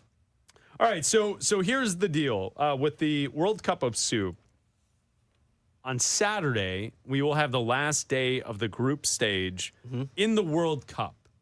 On Sunday, I believe, we start the knockout round. We do. The U.S. plays on Wednesday. Knockout round starts on Sunday. So it'll get really exciting here because it's win or go home. and the World Cup starting on Sunday. We will pick up the World Cup of Soup when Abdalla returns on July 6th. Mm-hmm. So when Abdalla's back on the 6th, so in a week, he will come back and we will have a knockout round of the 12 soups that you taste tested throughout the group stage. Yeah. After I'm back from, And I'm whatever's hoping happening you at Madison Square charted Garden. your reviews Yeah, and that I got you them have right it. here, yeah. All right. I'm not looking over your shoulder. I'm just trying to think for the show. I hope whatever's happening at Madison Square Garden has good soup. Okay, so you think that they will they will serve a soup and a salad with the meal? Yeah, I would hope so. At MSG this next week? For what I'm bringing as a gift, I would hope Okay, so. so if you get invited to Taylor Swift and Travis Kelce's Who wedding. said that that's what I'm going to? Because that's the event taking place next week at MSG. Okay. People are very upset that they're closing down streets around MSG. They're inconveniencing New Yorkers, hardworking New Yorkers. Hardworking Americans. Because Taylor Swift has to have her wedding at MSG. Uh-huh. What do you get? Like, what's a gift that you give to someone that has everything? What do you give a billionaire? Yeah. Space?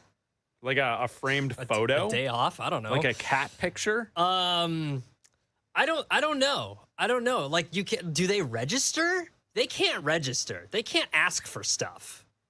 You know when there's like celebrities or haven't you seen that celebrities register and then people find out? Like they somehow search and then they like go to like Crate and Barrel and then they find the name. They can't. And then people buy stuff off the tell registry. Me that, like she's a legit billionaire. Like he's got a lot of money too. He doesn't. Not compared to her. But they're not hurting. I understand they're not hurting. Like it's kind of a. But you got to get something. It's kind of a bag move to register. Well, of course it is. Like, what are you putting a duvet cover on there? Like, what are we doing? Don't you think the invite has to state clearly no gifts? Oh, 1,000%.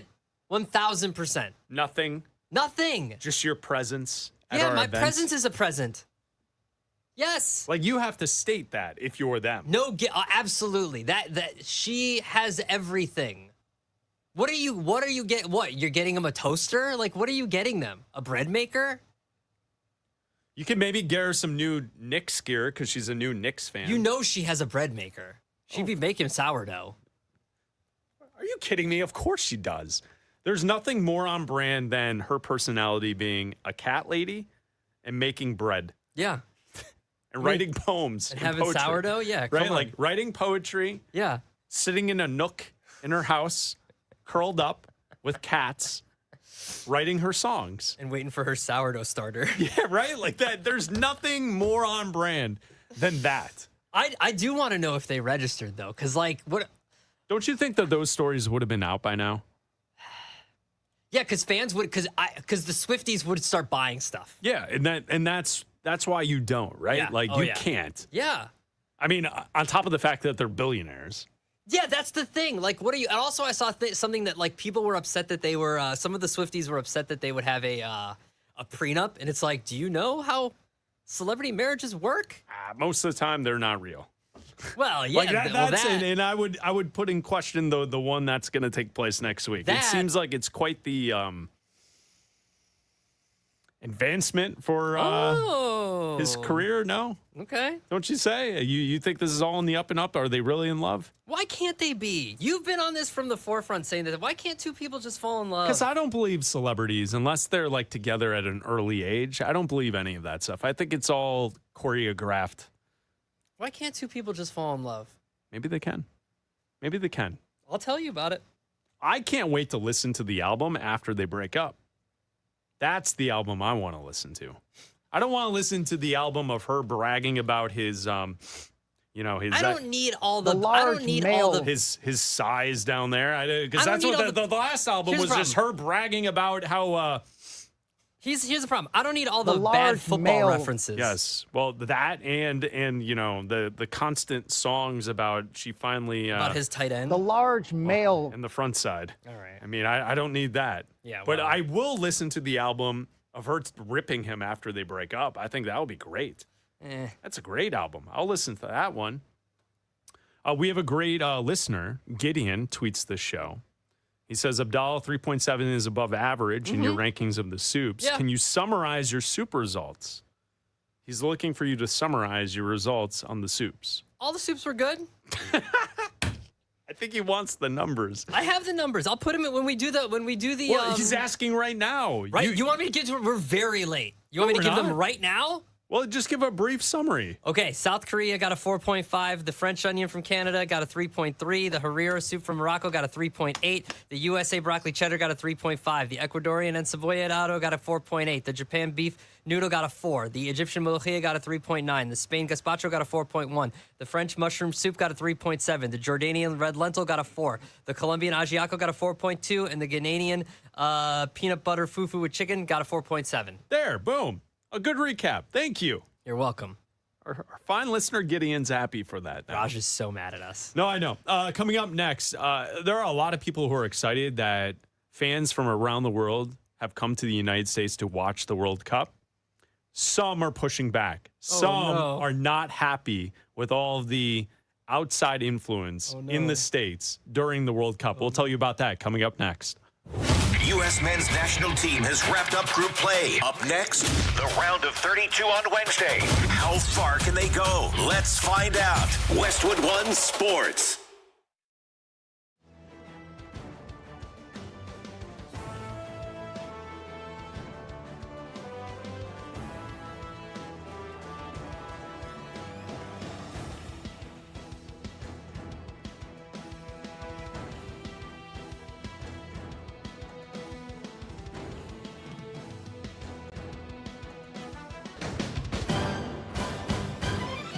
At the tone, the broadcast will begin in 4 minutes, 30 seconds.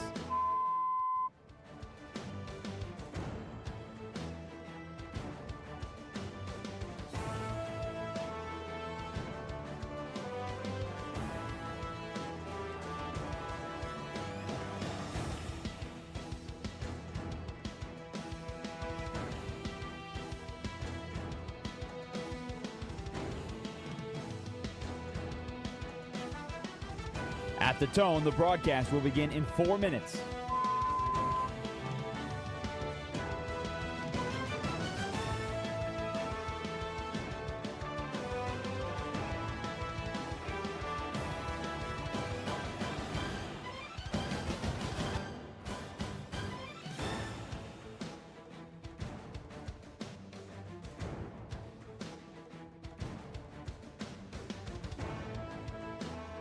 At the tone, the broadcast will begin in 3 minutes and 30 seconds.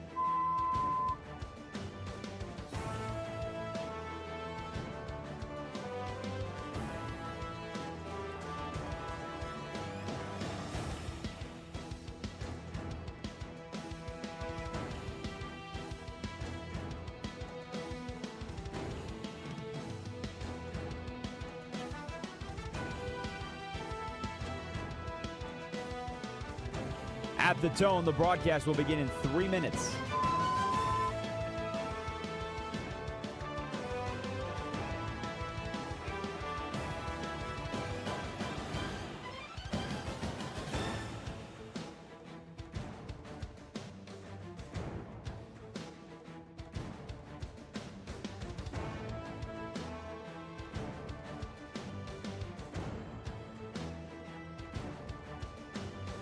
At the tone, the broadcast will begin in 2 minutes, 30 seconds.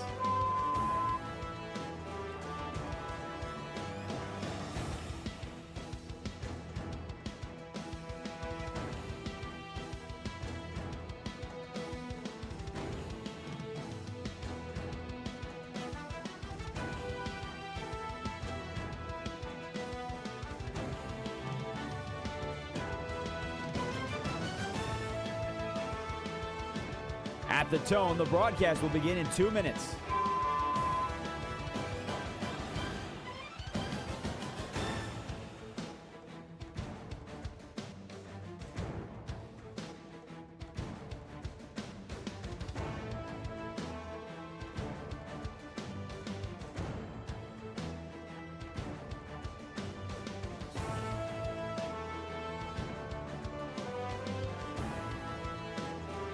At the tone, the broadcast will begin in 1 minute, 30 seconds.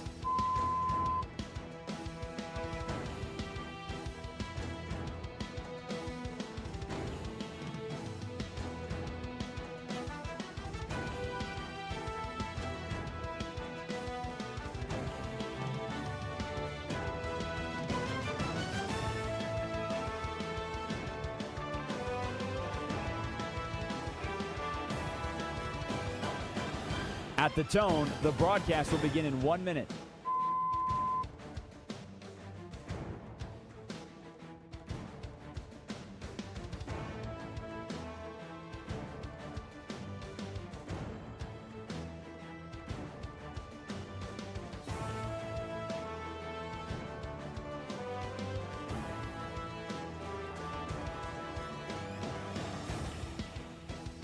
Stations, this is your final time check. At the tone, the broadcast will begin in 30 seconds.